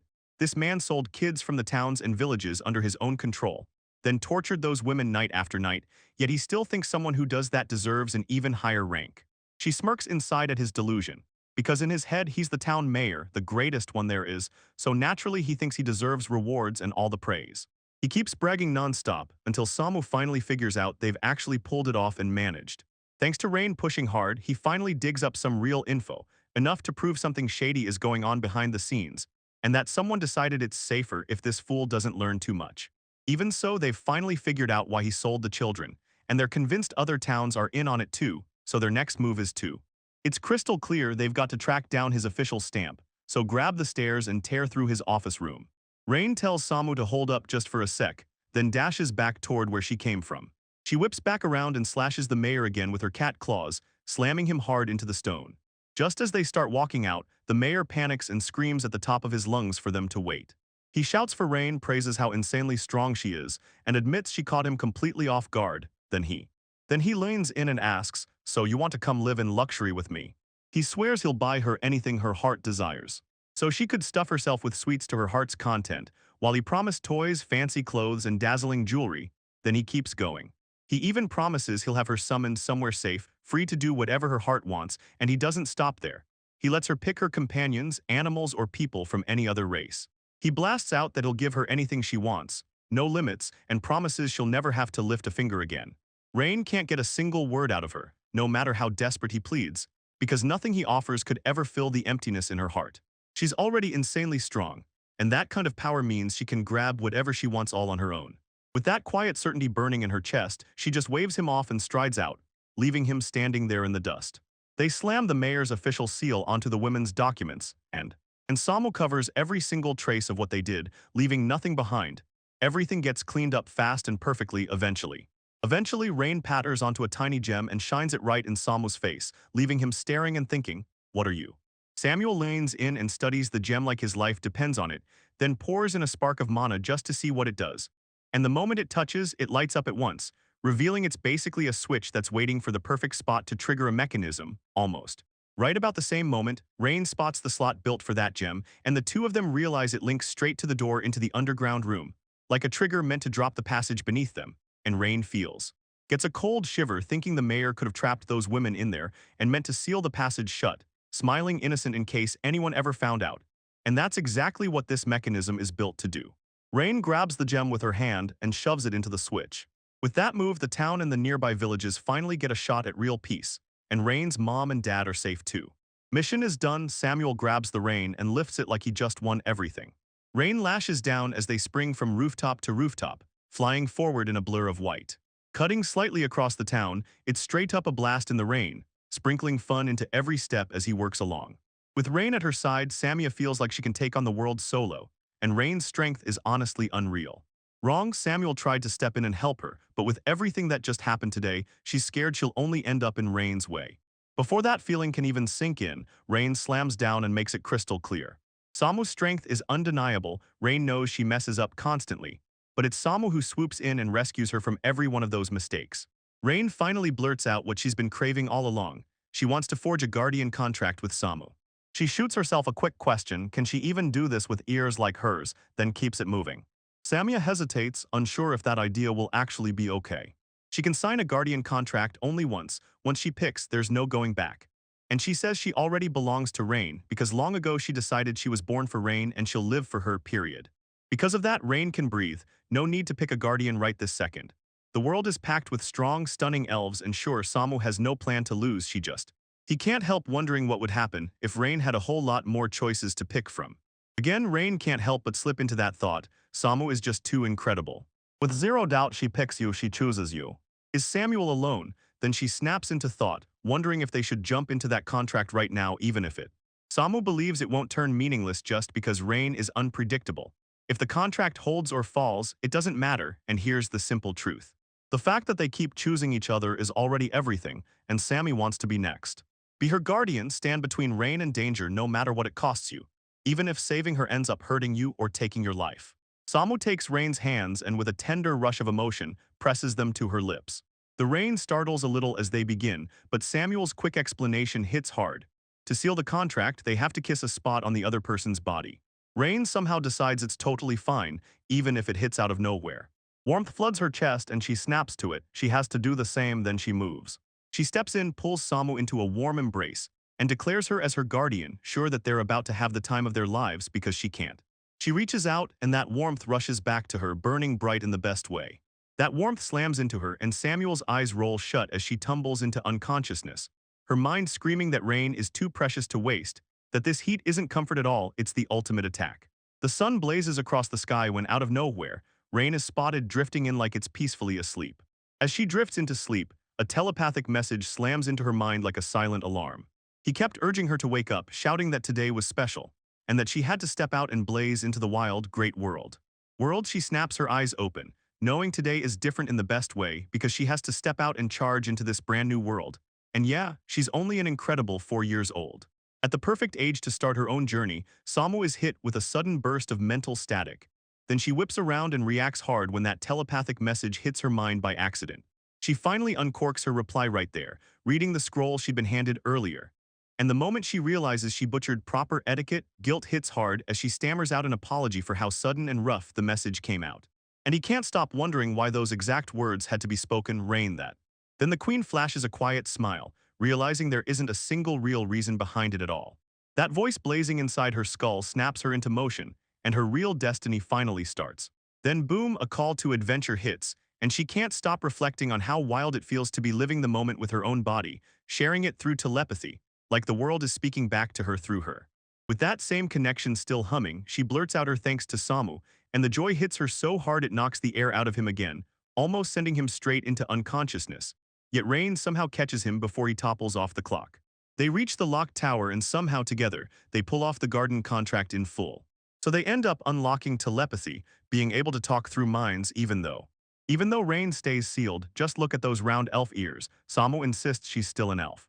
Manic surges through her body like lightning, but her awareness of it is locked away, so she can't cash in on it when she needs to.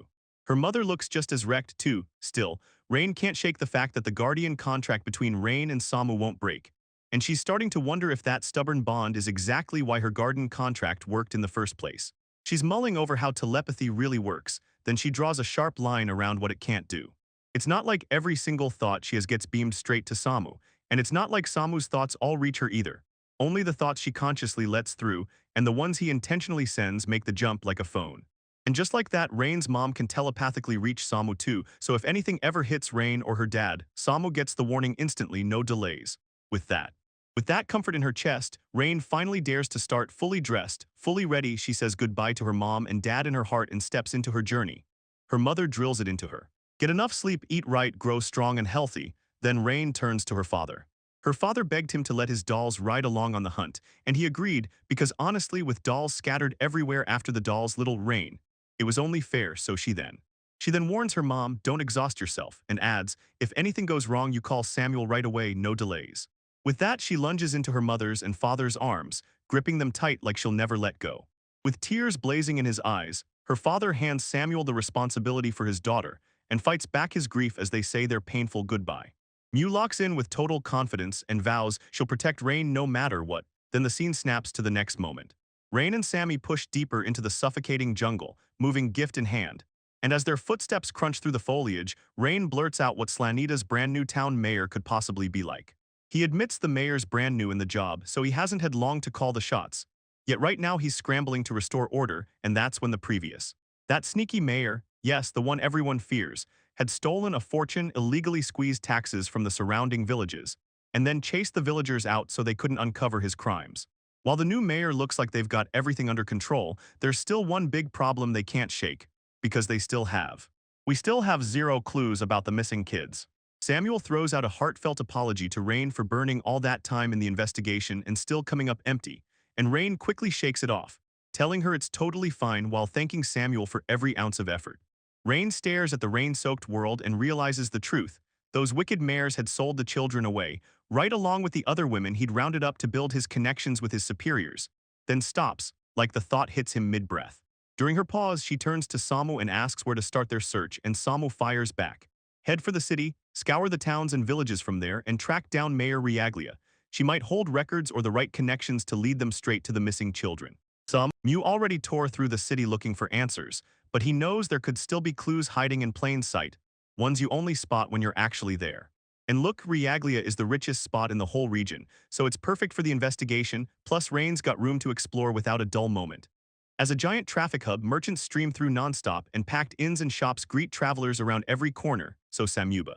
Believing it will hook Rain's curiosity, she wastes no time. Rain blurts out how badly she wants to go and asks right away.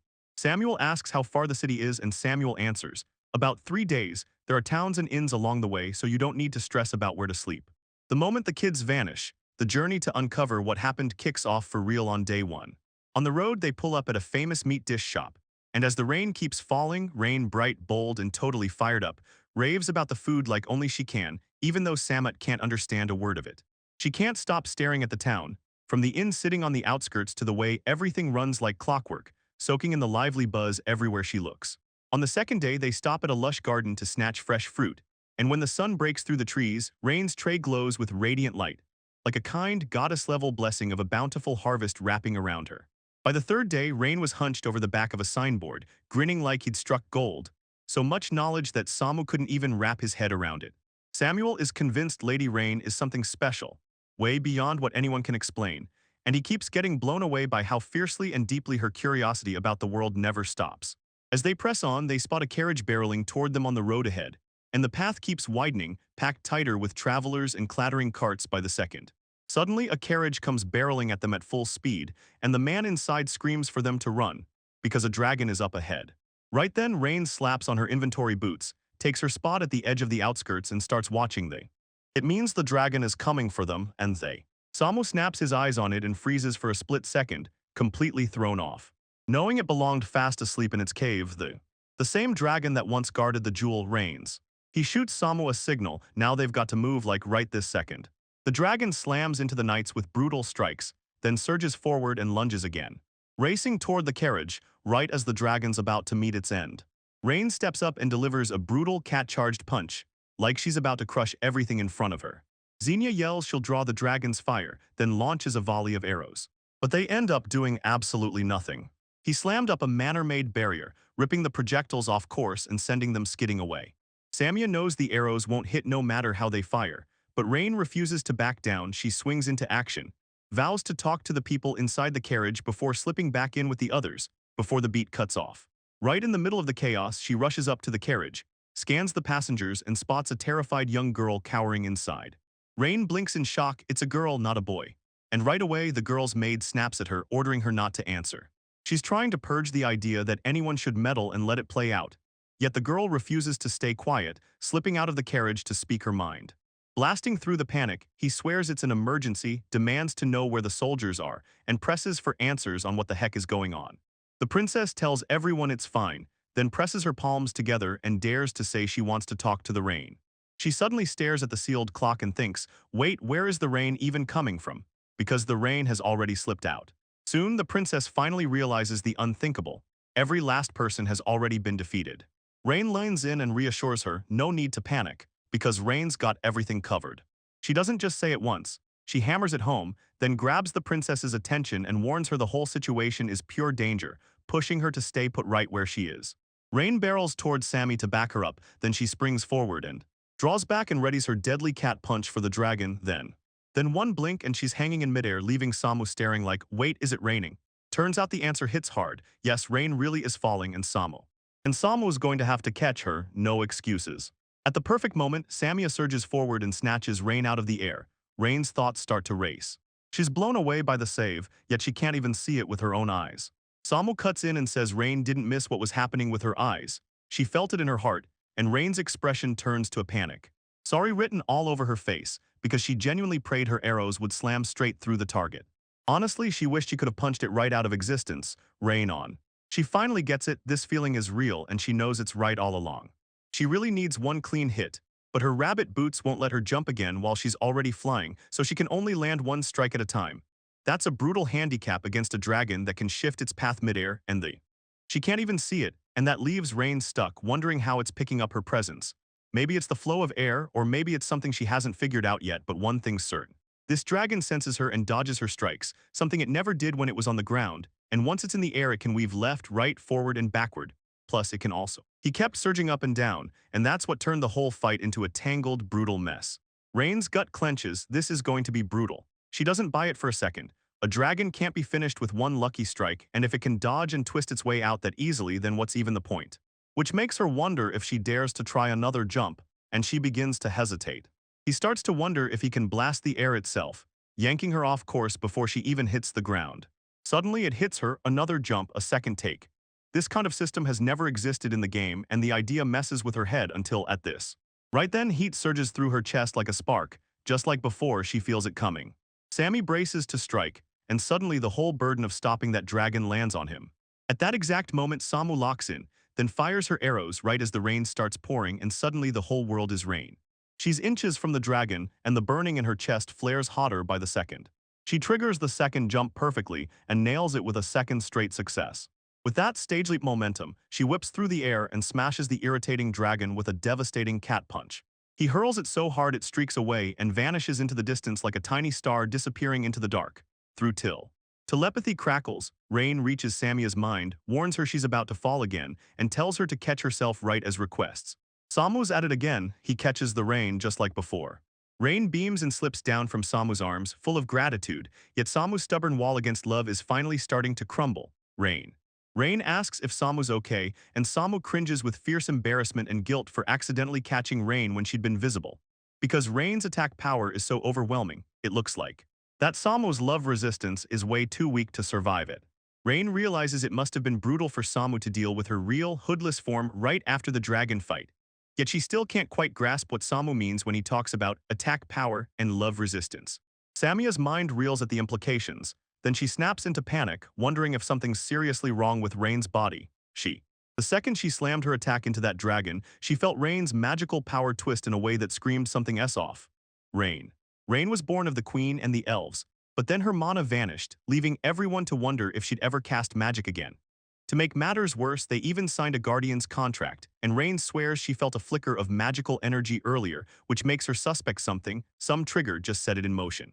Rain nods along because right then she felt a sharp, real pain rip through her chest. Samo pauses, then the thought hits hard. Maybe when Rain said she could do it, magic actually surged through her chest, and if that's true then. Rain's magic powers finally ignite after everything, lining up with the dream Sammy once fought so hard to make real. Rain clenches her resolve, she's trying again, and she starts to offer thanks. She leaned inward, building courage from sheer willpower, telling herself she could do it, she had this. But then all that hard work crashes to nothing. No matter what she tries, it just won't click. Work, she can't quite find the words, but Samu's got real regret in his eyes. Because elves are born able to wield magic, and the Rain's status showing it's sealed makes no sense. Now Rain's starting to suspect it's tied to her strange round ears instead of the pointed kind. Right then the princess bursts out of the carriage, calls to them and points out that the Rain's too far off. Then she urges her to come closer for a moment. Rain rolls in, asks what's wrong, and the princess instantly gushes about how beautiful it is, causing the Rain to make everyone wonder if the princess is really okay. Then she clears her throat and insists she's fine and cuts herself off mid-sentence, EXP. She tells me she saw Rain take down the dragon earlier, and you can tell she's proud as hell, because that job was absolutely crushed even though it's heartbreaking that the soldiers are getting crushed, the princess refuses to dwell on it. She hands the rest of Reaglia's problems to the mayor, trusting him to handle what comes next. From the way the princess barks her orders, you can tell she's royalty to the bone, and the maids are in total chaos. They were completely blown away, thrilled that their princess was finally talking to someone her own age. The princess, red-faced and rattled by their reactions, snaps at them with embarrassment and swears up and down that it's completely natural. She shouts that this has to be reported right now, and the mayor needs to be called so the soldiers can get help. Then she screams for everyone to hurry. Rain jumps in to volunteer, then calls out to everyone and asks them to leave it in her hands. Then right away it all turns into something she can't ignore. You can see it now, she's dumped every healing potion she's got on the table, about 30 in all, and Samu snaps back that they should start with the worst-hit soldiers first. Seeing that many insanely effective recovery potions lined up all at once is genuinely a rare sight. The princess stares in stunned awe, and then the Rain starts slamming down, washing healing potions over the broken soul.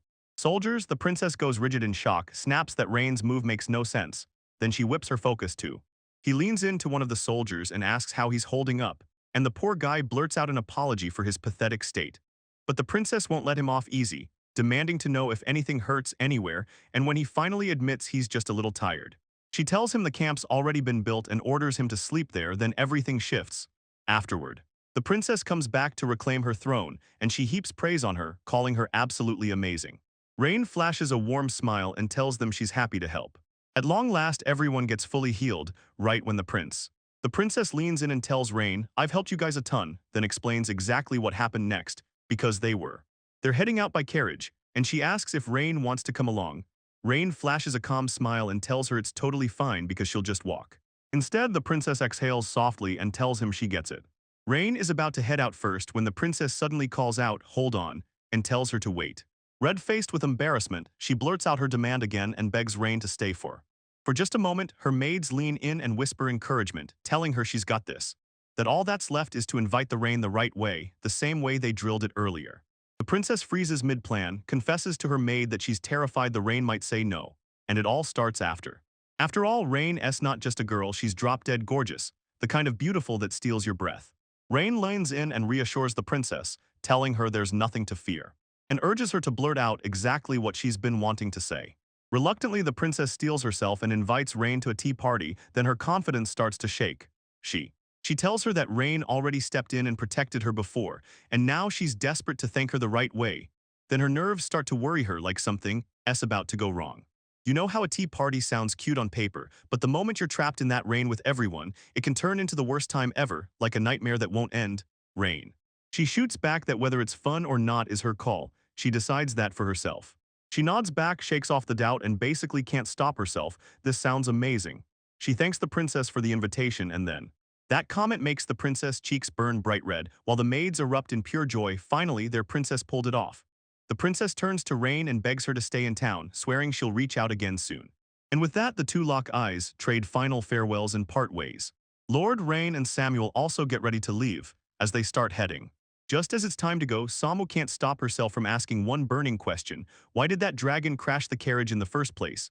And then they finally arrive. They hit the checkpoint and boom, it's absolutely massive. It's the richest spot for miles around, packed with tough, sturdy stone houses that guard everyone from the rain. The rain makes the place look alive, even kind of fun, but Samu squints and says, hold up, they're checking people at the gate before anyone gets in. Rain pauses mid-step, staring at the doorway, and suddenly remembers she's got a certificate from the 11 Kingdoms, praying that'll be enough to get her inside. Samu nods and says it'll work, because that certificate is soaked in magic, and if you use the right special item, you can finally see the seal that's been hiding there. In the game, you never had to pass tests just to enter a city, so this new system feels totally off. Rain can't help but wonder if it's the same kind of family registration thing she dealt with in her old work. Most of the certificates come straight from the city or region where you're born, and since elves have tiny numbers and long lives, everyone across the country knows them. The bigger the city gets, the tighter and more brutal the inspections become. Some places tried growing with free entry, but those cities invited bigger security risks and quickly earned a terrible reputation. Out of every village and town Rain and Samuel have hit so far, this place keeps its security under control way better, especially. In Slanida, there are tons of gates, most of them basically wide open, so people can slip through without anyone stopping them. And it instantly drags Rain back to old days when she and Samuel used to go shopping with their mom and dad, because every village and town along the route welcomed them with open doors, never turning them away given.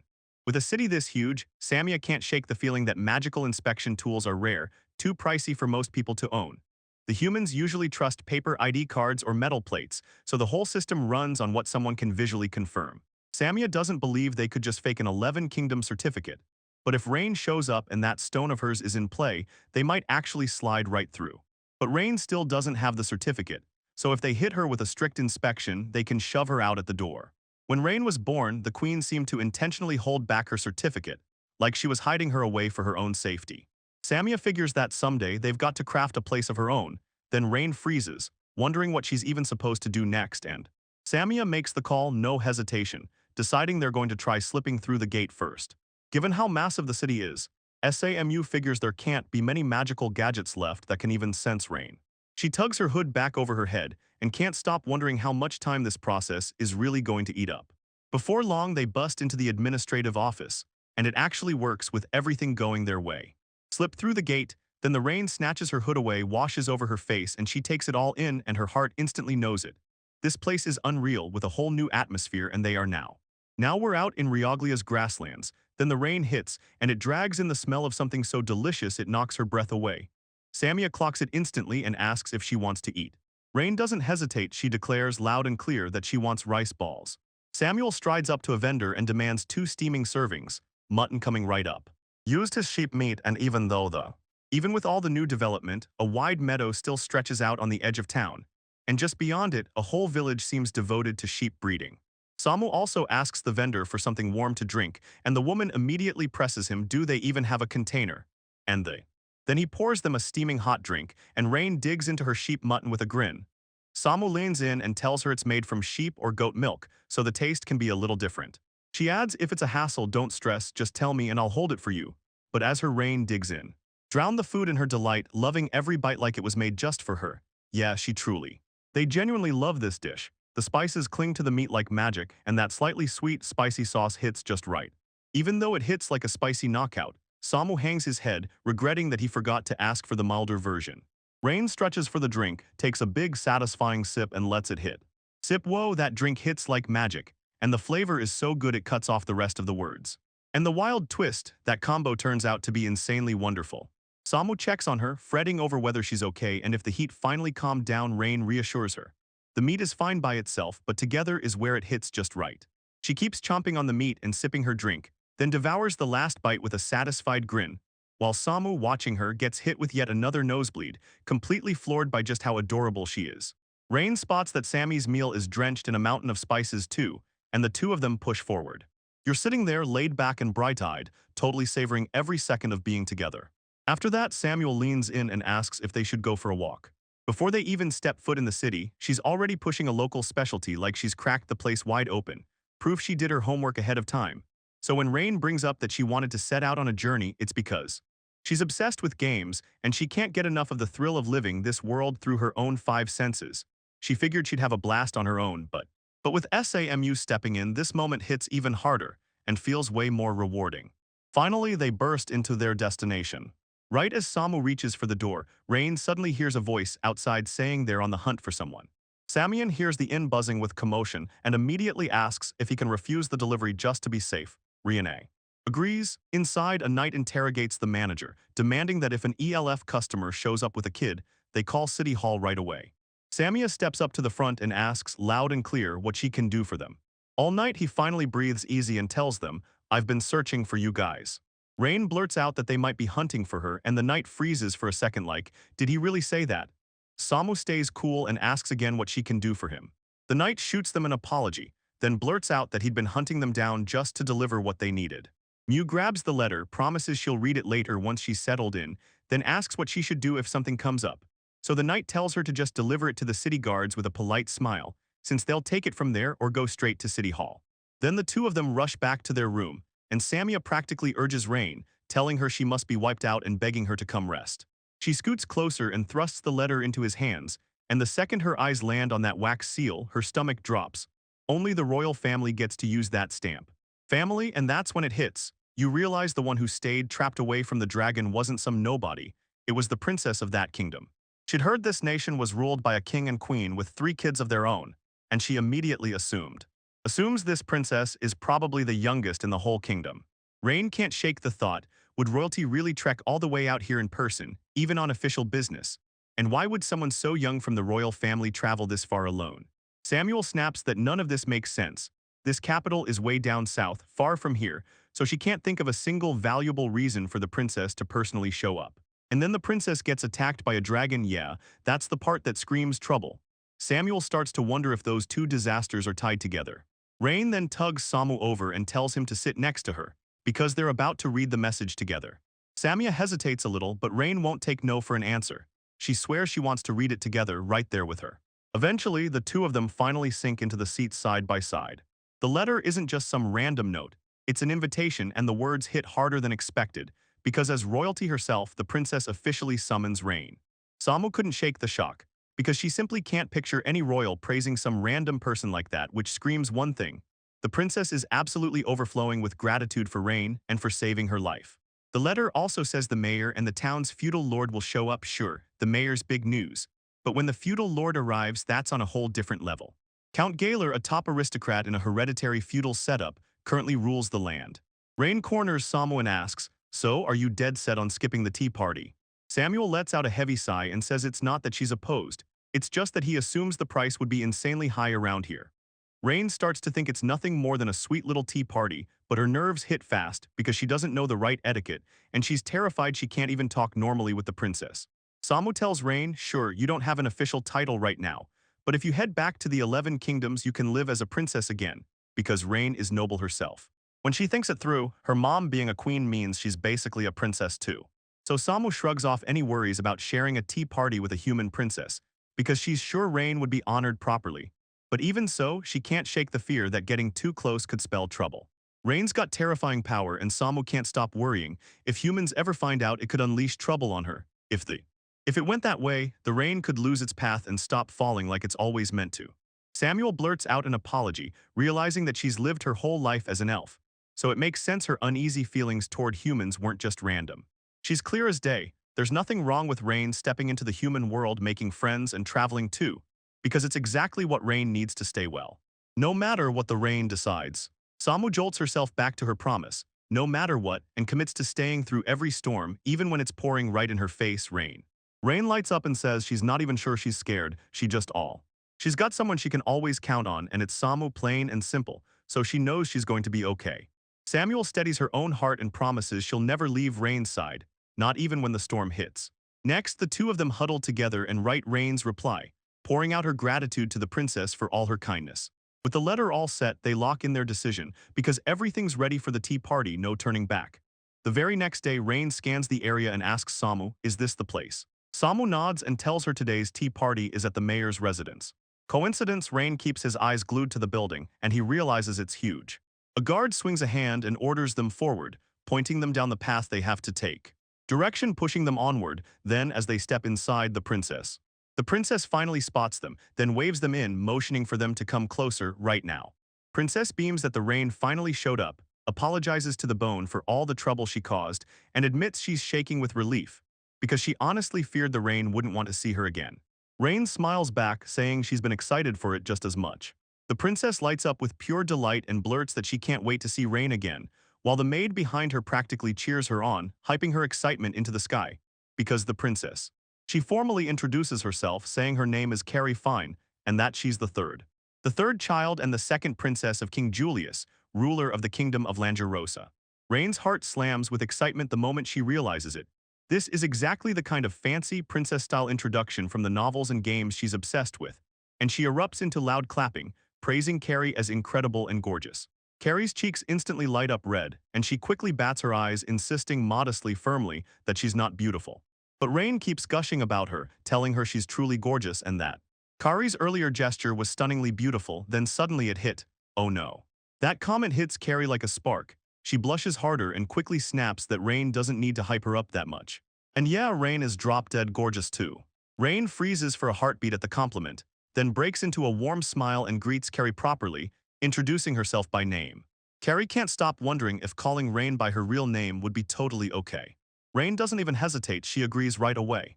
Then Carrie grins and tells Rain, "You should call me Carrie too." So they should stick together, kick back, and have a blast, right then and right there. Out of nowhere, someone lunges in from behind and blasts. "Stop being so rude, Rain, leave the princess alone." He shoves the Rain aside with a brutal nudge, knocking her back, then it. And then it hits you, this person isn't just anyone, they're a knight. Carrie I am. Mary snaps into action, orders the knight to halt, and declares everything's fine, so the Rain stays right where it is. The knight grudgingly steps back and Carrie wastes no time. She quickly apologizes to Rain, knowing full well her knight's behavior was downright disrespect. Disrespectful, Rain stays calm and tells them it's fine, especially with Samu right there. Samu's rage is blazing so hard it's practically sparks. She's furious, no doubt. She snaps at the knight, grilling him on what he thinks he's even doing, and makes it crystal clear she means it. She's stressing that Rain could have brushed off the invitation, yet she still showed up out of pure kindness. And she reminds them none of them were even there when the dragon went for the princess, not even the. With the escort knights wiped out and the horses barely hanging on, Sammy explodes, demanding to know who in the world the knight thinks truly saved them all. She snaps back, wondering if the rude one is actually the knight herself, then shoots down the idea that the princess would ever want her behaving like this, and even doubts the knight has any clue what her own master truly wants. One night the cold air itself warns Samia, "Keep talking, and they'll yank her voice away and lock her into silence." The two of them lock eyes and bear their anger, glaring so hard it feels like they're one step away from tearing each other apart. Rain rushes to Samu's side, slips her hand into his, and coaxes her down from the edge, trying to calm her storm and soften her anger. Right as the Rain steadies Samu, Carrie snaps at her knight, so loud it cuts through the storm, telling her not to make Samu repeat herself and to step back right now. Carrie rushes in to offer Rain a heartfelt apology again, right after Rain starts wondering what went wrong. Carrie can't believe they'd even suggest calling her Carrie, and she snaps back hard, making it crystal clear that it's not happening, and that Rain is totally free to call her that name. Rain and Carrie hold hands as Rain admits she wasn't sure it might be rude, but Carrie laughs it off and tells her it's totally okay. Rain. Kane declares it's a total non-issue. Then the maids all break down in tears, stunned by how Carrie bulldozed through that brutal night and how she's finally found someone who can talk to her like she's really herself, and everyone genuinely cheers her on, while the others, for once, don't step in and mess with the princess's moment with her friend, just like they normally do. Carrie then she blurts out that she threw together a whole bunch of stuff for the day, everything in the same rushed sweep. A bunch of sweets flood in, chocolate included, and Rain can't wait. He's diving in and grabbing everything. Once the sweets are laid out for the Rain, Carrie flashes a grateful smile and says, "Without Rain's help, we'd have been hit with severe damage for sure." And then the feudal law. The little lord rushes in and declares he wants to thank them too, calling himself Garam. And then he points out that it was the Rain that saved the princess and her knights. But right after that, another man shows up and begs to be allowed to thank them too. He's about to start as the scene cuts him off. He steps up and introduces himself as Thomas the Mayor, then lets out a heavy sigh. Because every time he remembers he heard the princess was attacked on the way, a cold shock slices straight down his spine. Royal chances don't come around often, and the fact that this tiny young lady saved the princess from a dragon leaves him. Thomas admits he's heard the story before, but it still blows his mind. He can't wrap his head around the details, so he starts explaining. He can't stop thinking about Rain's legendary heroics, and he's desperate to find out every last detail. Sanyu slams the truth down and says the information is classified, causing a tense hush to fall over the table, but the feudal lord just nods, saying travelers always brace for danger anywhere, anytime, and it's only natural they won't spill every last detail of their plans. Carrie calls out to the rain, begging it to sip her tea before it turns cold. The tea turns out absolutely delicious, and that soft rose scent, exactly what Carrie was aiming for, lingers in the air as it brews. Then it slams into the rain and tries a bit of that chocolate.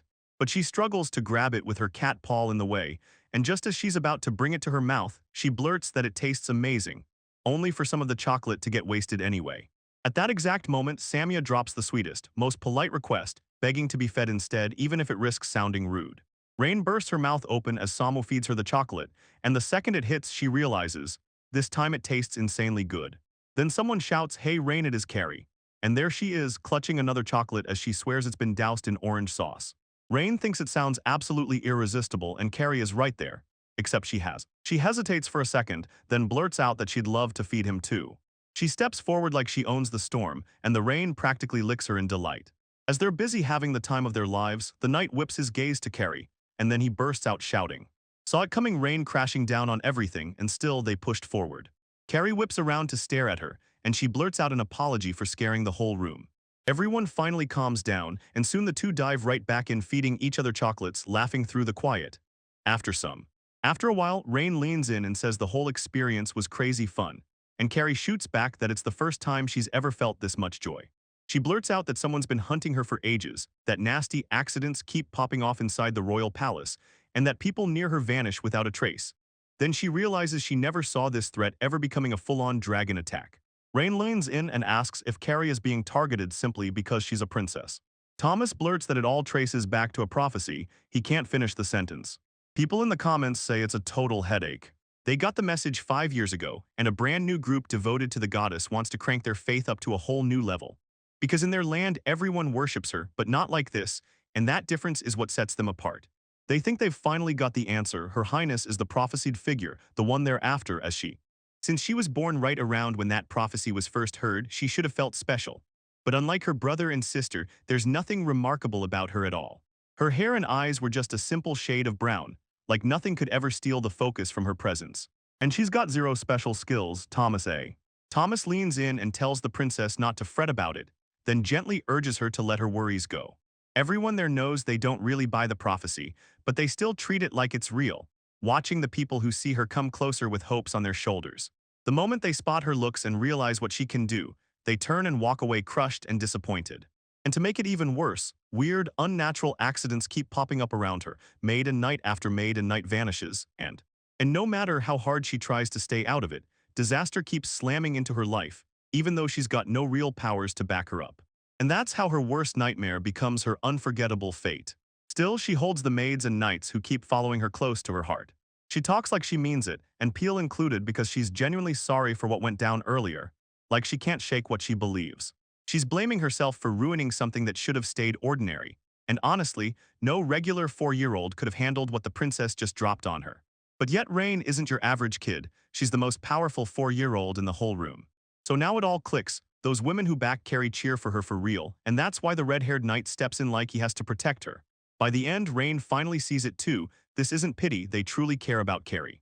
She finally clicks, everyone's got feelings for her, and it's only getting more intense as she goes on.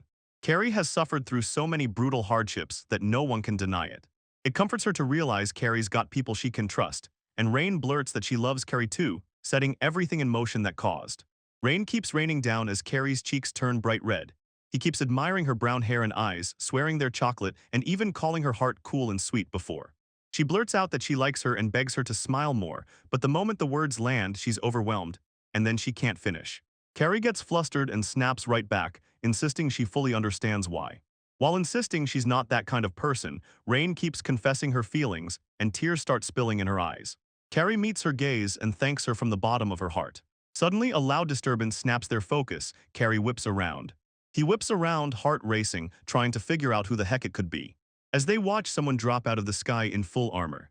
Once upon a time, there was a kingdom that held terrifying power, and everyone swore it mastered magic so hard that even regular people could throw powerful spells. The king, ruling the world with raw magic, craved immortality for one chilling reason. The nation's biggest research mission finally wrapped up just moments before the king died. He poured every last ounce of power into a royal castle magic circle, and just like that, he devoured the entire capital. With everything in shambles, the capital got obliterated, and the king turned into something hideous, and honestly it didn't even surprise anyone because this is exactly how the game is. They dubbed it the Wandering Royal Capital Rewinder ***, a brutal dungeon crawling with undead monsters, and one of its featured enemies was the Soulbound Knights, souls locked inside their armor right there in the game. The game didn't move an inch, it stayed locked in the capital. The battle is over, but somehow it's right here now. Rain snaps into action and immediately tells Samu to help. To help everyone, she whips around and locks eyes with Carrie in it. He apologizes first, then sweeps her up in his arms, promising her it'll all be okay. Carrie jolts in surprise, fretting that she might be too heavy, but Rain shoots back immediately, telling her it's totally fine, and keeps carrying her right as a knight rushes in. As they push in to strike, Samu mind messages Rain, asking if she's really planning to keep her power hidden. Rain agrees, convinced it's safer to stay out of sight of the mayor and the account. She slips out in secret to rescue Carrie before anyone can stop her. They keep it secret, then push forward, heading straight for the cool shade of that nearby tree for now. Samia declares she's going to take her fight head-on with her bow, then orders Rain to hide her presence before she heads out, even deciding that if anyone questions it, she'll swear she's been right by her side the whole time.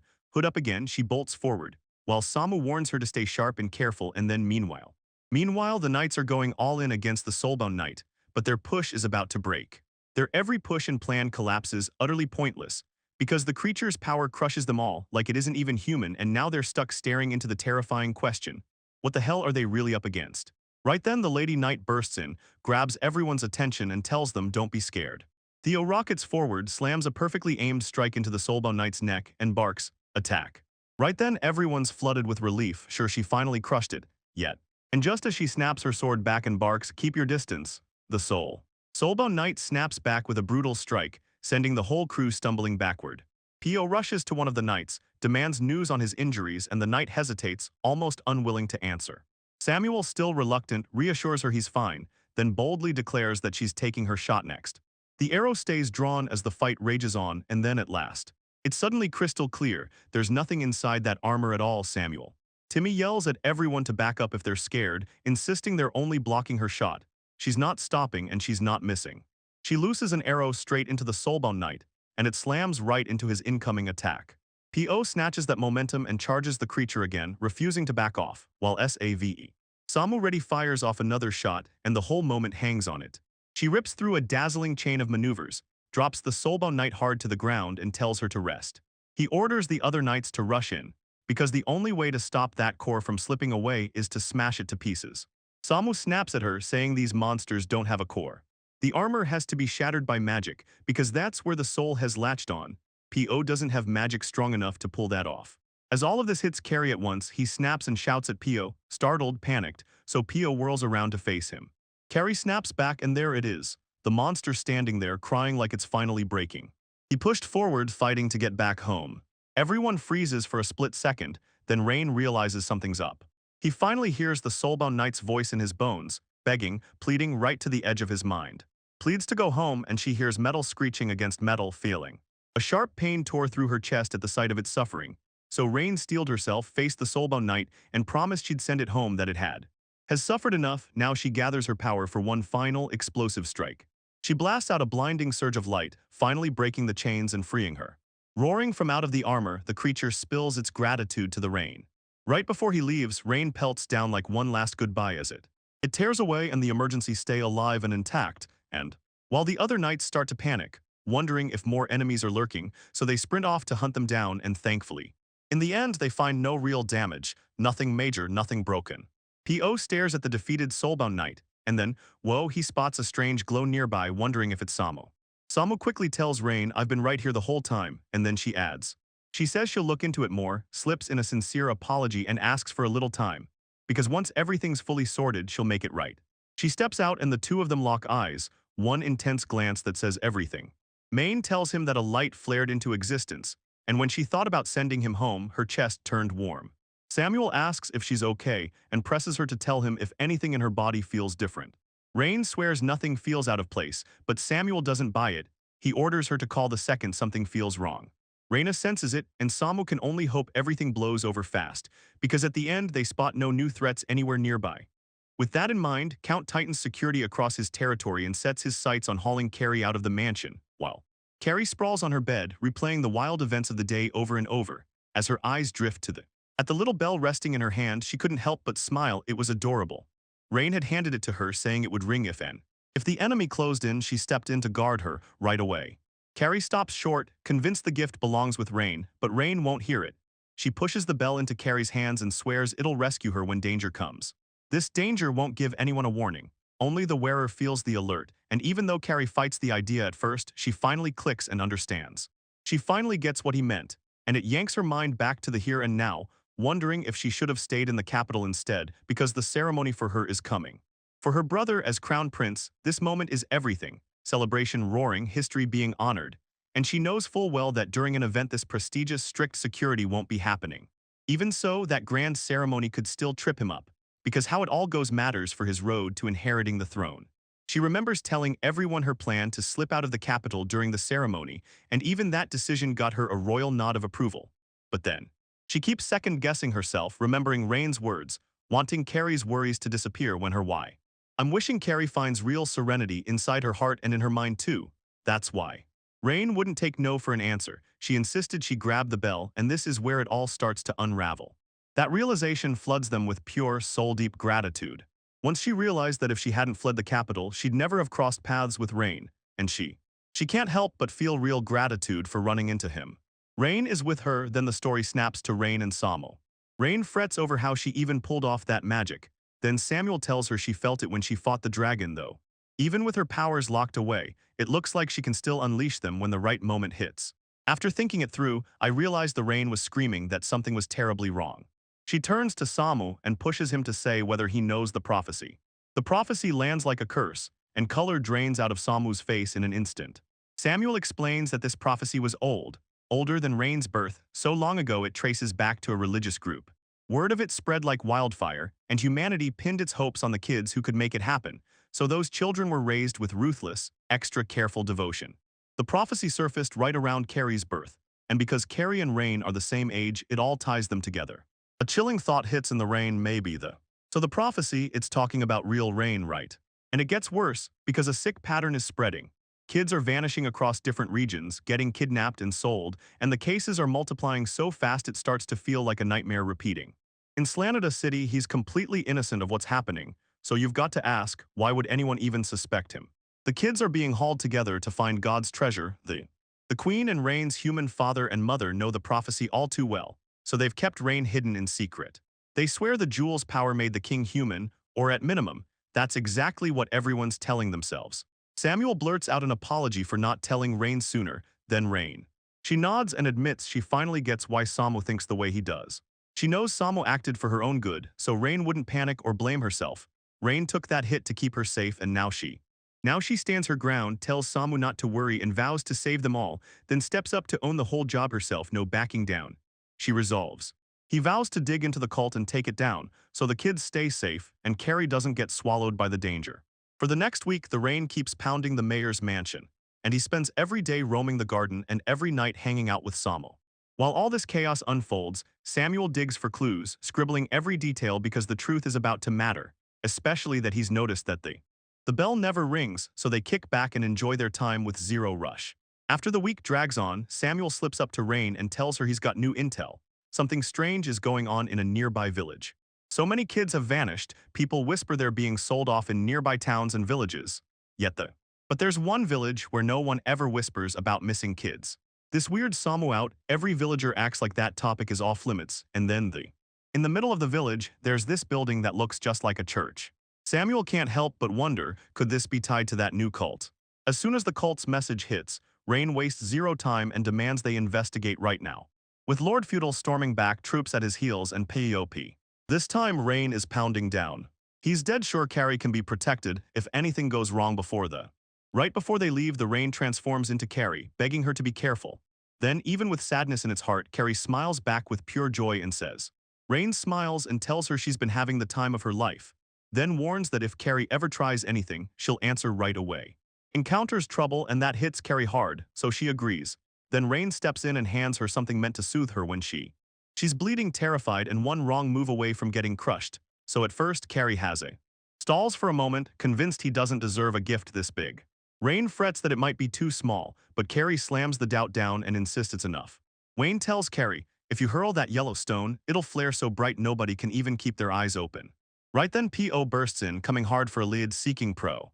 Carrie Gray had to grant permission for anyone else to kneel before someone, not her. Calmly gives permission. She drops to her knees before Rain, begging to hold her hand, blurting out that she's sorry for being rude, then asking Rain if her shoulders still hurt from when she shoved her back. Rain's 15 smiles, telling P.O. to chill. I got you, don't worry. P.O.X.P.O. She also slips in a heartfelt thank you, admitting that Rain brought out Carrie's smile and stood guard over her this whole time. At last, Carrie and P.O. get ready to leave, swearing they'll meet again soon. After they said their farewells, Samuel and Rain tore out toward the village, its silence dripping with something ominous, like a bomb about to explode inside the village of silence. Rain catches himself pausing because the weird feeling in his gut won't let him finish. Samuel feels it immediately, nothing moves, and there aren't even any sounds of life. Feels dead, no voices, no kids laughing, no clatter of dinner being cooked, and the village sits unnaturally silent like it's hiding a secret. Everything looks normal at first, but the dead quiet screams danger, like the residents are hiding from something they refuse to face.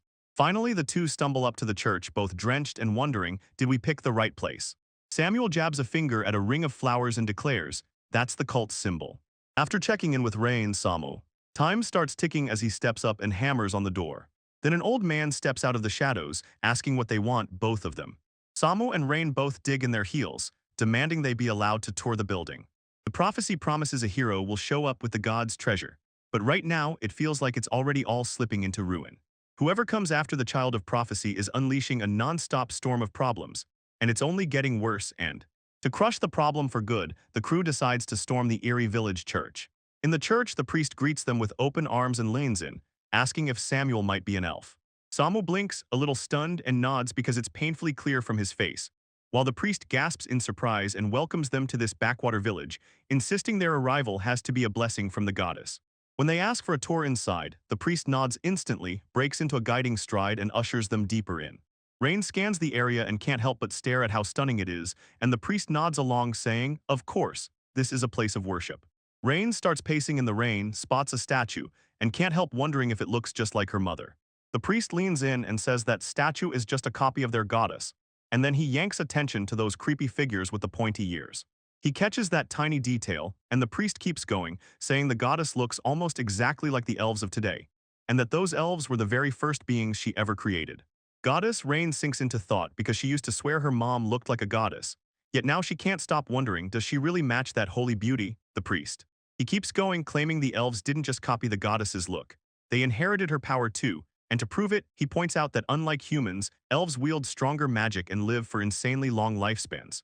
He also says elves are adored by everyone, but Samu can't shake how messed up that story feels. Troubling thoughts flood the priest's mind, and he quickly realizes this praise might be too much. So he tells them that admiration isn't something they should cling to. But when Samu hears elves talked about like this, it starts to feel unreal, like he's dreaming, until he snaps back to something darker. He presses the priest, asking if he even knows about all the times kids keep getting killed. When the priest realizes he's gone missing, he admits he knows these terrible things are happening beyond the village walls, and it crushes him with grief. Luckily, he insists the village is still standing untouched, and he pins their safety on the goddess's blessing. Rain locks eyes with Samu, and they trade secret messages through telepathy like it's a lightning strike. Telepathy hits, and you realize the priest isn't clueless at all. He keeps shouting that there weren't any casualties, but it's obvious he's hiding the truth. Samuel clearly knows what's going on. Then Rain pings him through telepathy and tells him there's a hidden room lurking somewhere inside the church.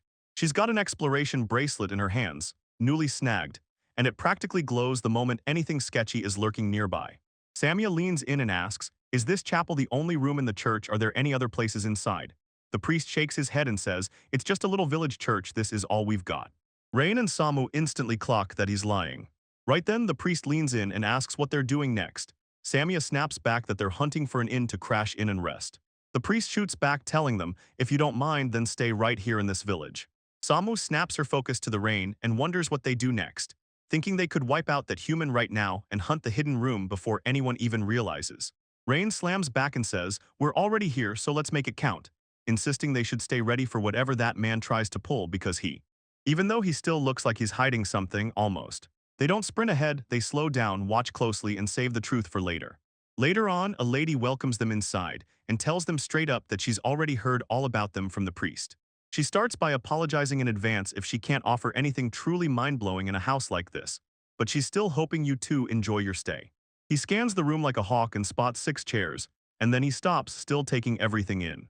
He also clocks that they've got zero intention of touching the food they're served. It might not be poisoned, but the whole situation feels wrong, and there's a chance something else is slipped into the food too. The man of the house jumps in with an apology too, insisting the food might look way too plain. Rain realizes Samia already warned her not to eat it, and she's convinced that was the right call. But then it hits her this meal wasn't meant for them at all. It was for that couple to share until the priest demanded it and they handed the food straight to Rain and Samu. This was meant to be savored in private, but their surprise arrival blew the whole moment apart, and Rain has been stuck with that thought ever since. He can't help but sincerely pray the food hits just right. She thanks them for the meal, eyes lighting up as she says it looks absolutely delicious. Samu is left staring in disbelief when she realizes the rain doesn't just fall. It starts chewing its way through everything.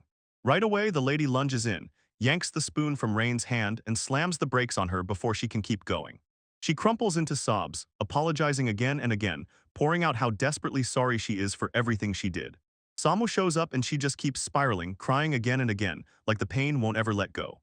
Crushes them to bury the truth about what was mixed in. She digs into the food and finally spills the truth. This meal is laced with the sleeping drug the priest slipped into her. Samu can't shake the fear that it's poison meant to hurt the body, so the man rushes in and says, "We were told it's harmless, just mix it into the meal and the person who eats it will fall asleep."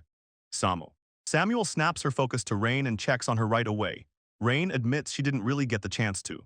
They try to swallow as much of it as they can, but the moment they hear that, the man and the woman blurt out apologies again and again, shaking with regret.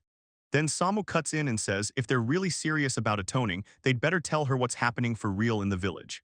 After stalling for a beat, the two finally agreed to spill it, revealing that their village is being run by a ruthless cult. Inside the cult, the villagers get stripped of freedom and choice. When the cult barks an order, they're forced to obey or be crushed. Obey because their kids are being held hostage, and they only get to see them every single morning when they march to the church.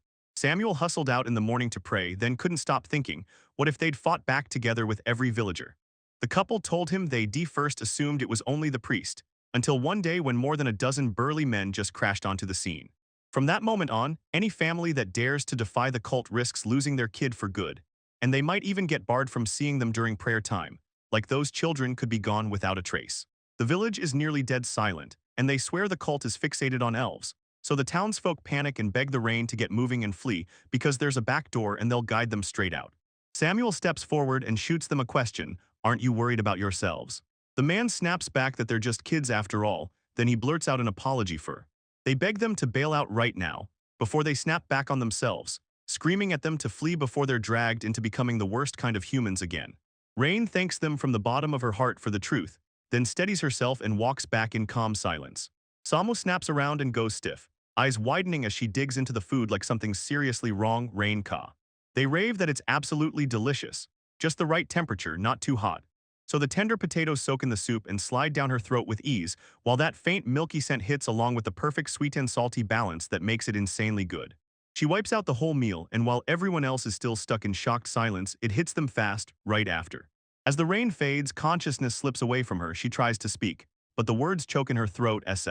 She sank into sleep so fast, so deep that it shocked even her. It feels like she's watching the same movie again, only this time it drags, slow and brutal, and it won't let her skip a single second, until after what seems like 2 endless hours her mind starts to power down by itself, right before.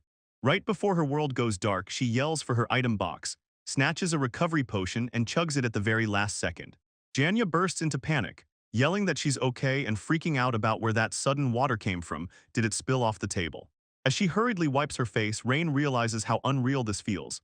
The effects are insane, and her eyes snap open the instant she wakes, but her body stays icy until a cool liquid splashes over her head. Yep, just like she feared, healing potions are meant to be swallowed, not poured. The lady frets, asking Rain if she's okay and still feeling sleepy, and Rain shoots back with total confidence that she's perfectly fine, she's amazing. Amazing, she gushes all over again, praising that soup and thanking them from the bottom of her heart for the meal. Meal, she swears that because of this she'll save them, grabs their trust and tells them to hand everything over to her, confidently declaring she's the strongest 4-year-old, and that certainty is what powers her. He's setting up a clean plan to torch the churches, because he wants to wipe out the dead. Samu tells Rain that if anything unexpected hits she can't freeze, she has to fight back, no second thoughts. Rain nods and adds, and if I start feeling weird too, promise you'll tell me. The man says the people they've been waiting for are finally here, then throws them a good luck before the whole thing kicks off. Good luck, then right after, another man walks in and drops to his knees to pray. He praises the couple and says they did a great job, but his tone drips with something ugly. Rain can feel it. Inside, she snaps that they're nothing but a bunch of awful people, and she's even more disgusted by how many of them seem to be there just to deal with 2 people. One thug jabs a finger at Samu and spits out that she's gotta be the elf the priest was talking about. And somehow that only makes it worse. She's so good it feels like she's way too good for a priest. They trade laughs, mulling whether they should have a little fun with her first, until another guy steps in and snaps that they better not stir up trouble. Then everything shifts with that. But then they grab both of them and haul them away, right as they finally arrive at. At the church, one of them yanks out a cube like it's the key to everything, same kind of. The kind of object that shows up in the Shoda mansion, and it starts turning. Turns out it's a secret door latch that drops you into a basement packed with the exact same setup and destruction mechanism as before. Like the whole place is built to be broken. It's the exact same device, no change at all. One of them grips a lamp and barks for the others to drag the kid to jail, then march the elf girl to the room, while a second hand. He hesitates, jaw tight, unsure if this is really safe, because elves are supposed to be terrifyingly powerful. Chinese spots the notices and realizes they're about to get torn apart, so he wastes no time. He's the one who informs them. Rain raged through every thought in their head, scanning the chaos and asking, what now, do we fight right here? Then Rain turns to Samu and demands, will you be okay by yourself? Samu snaps back, I'll be fine, and Rain sees no reason to doubt it. They have no real reason to second-guess her, so they fall in line with the plan. Then Rain leans in and tells Samuel, don't forget to take care of yourself. They cut through the living area and slide into a room where a man sits, right there, staring ahead like something S about to happen. They tell him, open the door now, we're selling this thing the second we're done. And he blurts out that beast skin kids are insanely rare, and that they'll fetch a monster price. The moment the door swings open, a jaw-dropping scene explodes into view, packed with tons of shock, one after another. Rows of gates stretch inward, and the man inside tallies every single one, then lets out a satisfied breath like he nailed it. And then he points out they're all here, right on cue, and says a new friend just showed up and Rain. A kid sets the toy down on the floor and another child drops in, so one of the first kids blurts, wait, why is a second kid here? The man snaps that his parents hauled her in and threw her away for him, unlike. While the others go on, this brat is doomed. She'll never lay eyes on her parents again because they're selling her tomorrow. He mocks the kid, tells him he's sorry, and then smugly insists it's all his fault. At that exact moment, Rain snaps upright and blurts out that she showed up for one reason, because she already made it. In a jolt of disbelief, the man whips around and demands, are you awake? Rain wakes with a calm smile and reveals she's been up the whole time, then immediately fires off a savage. The kids freeze in disbelief, mouths hanging open as they stare at her insane strength, trying to figure out how if she can pull it off, then she can handle it, so even if Rain thinks it hurts, she reassures everyone she's okay and makes it crystal clear. She's here to save them. Outside the room, someone blurts out a furious shout, demanding answers for what just went down. And Rain snaps, telling everyone to rush to the same spot right now. A second man barges into the room, utterly confused and red with fury, snapping, what just happened? Rain lurks behind the door as he slips inside, and the man snorts, demanding who got attacked and who had the nerve to pull this off. Rain steps into the spotlight, and suddenly it clicks, she's the one who caused everything and the man-s about to unravel. Rain Cash comes storming in, enraged, and demands to know what she thinks she's done. He just shrugs it off and says it was nothing, only a tiny cat punch. He rages at her to quit messing around, then slams the warning down. Don't expect mercy just because she's still a kid. Rain snaps back to the truth, she doesn't need his mercy at all, and hammers him again with another cat punch. She makes it crystal clear. This punch is the real deal, nothing like the last one, which was just a weak barely there. She warns them not to make her say it twice, because the moment they test her patience, she's landing a real, solid punch and they'll feel it. She blares out, turn into fossils, all of you. One of the kids gasps in pure awe, blurting that she's incredible and impossibly strong then. Rain storms out of the room, says she'll handle the rest, and orders the kids to stay exactly where they are. For now, they're out of the picture, at least for now. As she strides off, she's already thinking those leftover enemies could be lurking nearby. Outside, she catches snatches of chatter. They're sweeping this place out. This could be our last job. They're stuck trying to figure out what to do next, because they're hunting for an easy paycheck that actually pays big. So far, every time they scare the kids who got sent here, it works like a charm. They can't fully understand every detail yet, but one thing hits them hard. This basement isn't needed anymore. One of the men starts to wonder if they should plunder the village. After all, they're about to leave anyway. Another guy snaps back thinking we're already in this together.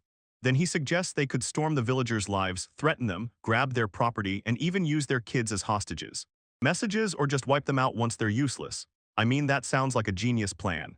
Rain finally shoves the door open and steps into the room. One of the men squints at her and asks who she thinks she is, whether she's trying to run away, then laughs like the idea is ridiculous, because they can barely even keep track of her. Before anyone can even react, Rain surges ahead and lands a vicious cat punch. Everyone's stunned stiff, they can't believe she's totally underestimating them, convinced they'll brush her aside like it's nothing. One of them yells at the others to back off, and he demands an answer. Beast Ken, are you strong enough to question what we just saw? Another guy coughs out a smug comment, sure, she's strong, but she's still just a kid, and they'll use her conscience against her. While Rain, hearing every word crystal clear, snaps in her head, what idiots. They step into action, play acting like she's here to wipe them out. But then everything flips, suddenly they act like they're trapped, like they're the real victims with no choice but to work here. One of the men jumps in too, barking that his legs doom him to bad jobs and hinting he never really had a choice. Then the man scoffed. He lets his words bite, daring her to test his meaning. If she really gets him, then come closer. Jun rockets onto the table, and the men choke on disbelief, staring like they can't process that she actually just did it because. Since she's small, they assume it'll be easy to grab her on that table, right as they line up to swarm her all at once, but Rain suddenly whips her cattail and drops them in one brutal strike. The guys are left utterly baffled, staring around like, why does it feel like a tornado just spun up inside this room? The room goes silent as the rain hammers them down, and their screams cut off, dropping them motionless like stone-cold fossils. She storms back into the storage room, snaps, kids, come out. Sure, they're finally about to get to go home. She asks if any of them know the way out, and one kid grins. Yes, we do. Because that exact path gets walked every morning just like they do. The second they start moving, Rain suddenly feels the ground wobble under her feet, like a full-on earthquake, and right then Samu messages her, breathless with apology, saying the human just triggered the mechanism. The basement is about to cave in any second. Earlier the priest watches the man leave, bows his head, and thanks him for every hard day of work, like he truly understands the weight he carried. Once the man storms out, the priest whips around to Samuel, shaken, flooded with emotion and crushed by what's happened, believing she's beautiful and convinced God hasn't left him to suffer alone. Right then Samu snaps his eyes shut, and the moment he does, he starts restricting. It clamps him down, ropes and all, then forces him to stay put and act right even while he's held back, the priest keeps gushing, insisting that an impatient elf is still amazing, until Samuel internally snaps, warning him that if he blurts out one more useless word, she'll shut him down for good. Then the priest coughs hard, panics, and thinks this whole mess is way more than he can handle, just that. Ever since then, a soulbound knight bursts in from behind, charging in for a brutal attack. Samu lunges at her, but she slips past the hit like it's nothing. Then she clocks the armor instantly, the same one she saw before, and watches as the armored man yanks in strength, he helps the priest slip out of the restraints. The priest beams like he's staring at a masterpiece, while Samuel rockets from spot to spot, slamming into the armored figure keeps striking again and again, and her every desperate move crumbles, until she finally realizes. He finally understands this opponent won't go down easy. It's going to take a whole lot more fight to break them. At that exact moment, the priest flips the mechanism, and suddenly everything starts shaking like it's about to tear apart, and Samu snaps a curse under her breath as the priest steadies her, telling her she's not the one to blame. So they just pictured it, this room won't fall apart until the very end of their lives, while dreaming of spending every last moment together. Rain lashes down as the underground structure starts to crumble, and the whole place darkens fast. She's fully aware that if this keeps going, she'll end up trapped, frozen in time like a fossil. She replays Samu's message in her mind. Samuel points out that the underground passage the mayor once relied on is getting torn apart, right now and then. She's coming fast to rescue Rain, and Rain shoots down the idea in her head, telling herself she's got this, while secretly panicking about Samu.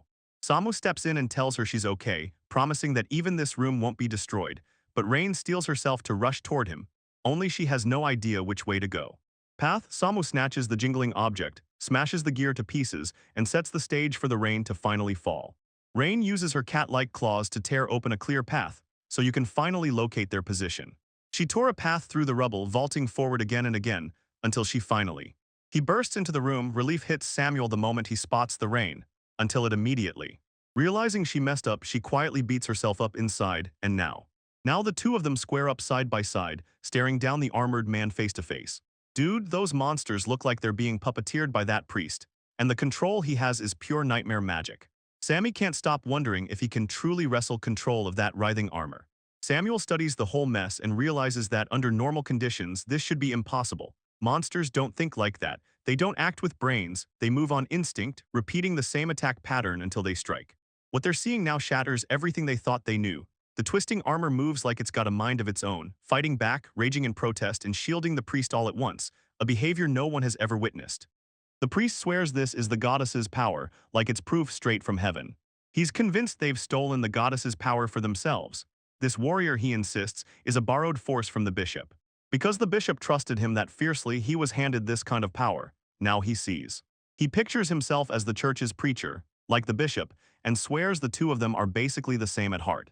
Rain snaps to the truth. The bishop isn't just carrying the goddess's power, he's already passed it on to them, which means the bishop can unleash the power of monsters too. Samu squints at the priest's plan, baffled. This guy clearly worships the bishop, so why is he still tearing up the basement? Right after that, everything clicks, because the bishop doesn't need this place anymore. He's already got what he came for. This church was supposed to be the end of the line, but it's cut off mid-sentence. Built only to feed the bishop's plan, so a church sits on the surface, while its real machinery works underground, ready for what comes next. The mission's done, so now it's time to move on because nothing else is needed. Pressed on why the underground facility even existed, the ANSPA. The truth slams into place. Turns out the answer is a kid. Their mission was simple: hunt down a kid carrying the god's treasure, always the plan, always the dream. But Samuel couldn't shake it. He remembered that the priest had already said they held the goddess's power, so why were they still chasing this? This kind of power by itself still isn't enough. Once they get the child from the prophecy, their strength finally locks in for good. They fight with everything they've got, working non-stop for that exact goal. So this is where it all starts to shine. Once the truth hits, everything clicks. The missing kids who were being sold. They were all caught in this operation, and this place served. Turned into the kids' temporary home in the middle of nowhere, then shipped them to the main HQ later. So their trail stayed hidden while their hunt stayed active. All of those missions stayed buried in secrecy, and this underground facility also served as the direct line to headquarters. Getting handed that kind of responsibility felt like a huge honor, and if they crushed their work here, they could even earn a transfer straight to HQ. They were supposed to pick the priest right here, because he was meant to welcome the bishop himself as the host. But the bishop still got what he wanted, just by pulling a different move. And just like that, there was no reason left to keep snatching kids. Samuel can't stop wondering if this is the moment everything changes. Because once the kid with the god's treasure is here, what happens next? When the treasure finally shows up, the story is supposed to be over, and yeah, that ending checks out because the priest stays right in this rural village, still doing his part. But even so, down in his bones, he knows it's wrong. After dedicating his whole life and busting his ass for the bishop, this feels downright unfair. Just for him to sit here and rot for the rest of his life. And he can't stop wondering if anyone even understands how hard he pushed to snatch those kids. He didn't just take them. He locked up every child in that village and scared the villagers too, also he could serve the bishop. In his head, the goddess never abandoned him. No, not when the elf fight was still raging. Finally reaches this village, and it hits him like proof. He used to think he'd rot here forever, but now he's staring at it and realizing he wants to. Is to spend his final moments with her, the one woman he treats like a goddess. The elf swallows this twisted logic, instantly gets what it means. He wants her to die right beside him. Rain and Samu both watch it happen. Hopelessness drains him completely, and he can't see a way out anymore. Rain flinches in real time, realizing just how selfish he's been. But the priest snaps back with hostility, declaring he'll start the ritual with her Rain. He lunged at the writhing armor, feeling in his bones that it wasn't really choosing to move like this. As the priest watches her move, panic crashes over him. He can't make sense of what she's doing. And he snaps, demanding answers because the armor has stopped moving. Rain thrusts a hand into the writhing armor. When her fingers make contact, her chest flares hot again. With a burst of magical light, she softly frees the soul trapped in that binding. The magic stayed trapped in the armor, then finally slipped out without a single fight, leaving the priest standing there stunned. Stunned beyond words, he couldn't even wrap his head around what he was seeing. And he's left stunned because there's no way a beastkin could pull off something like that.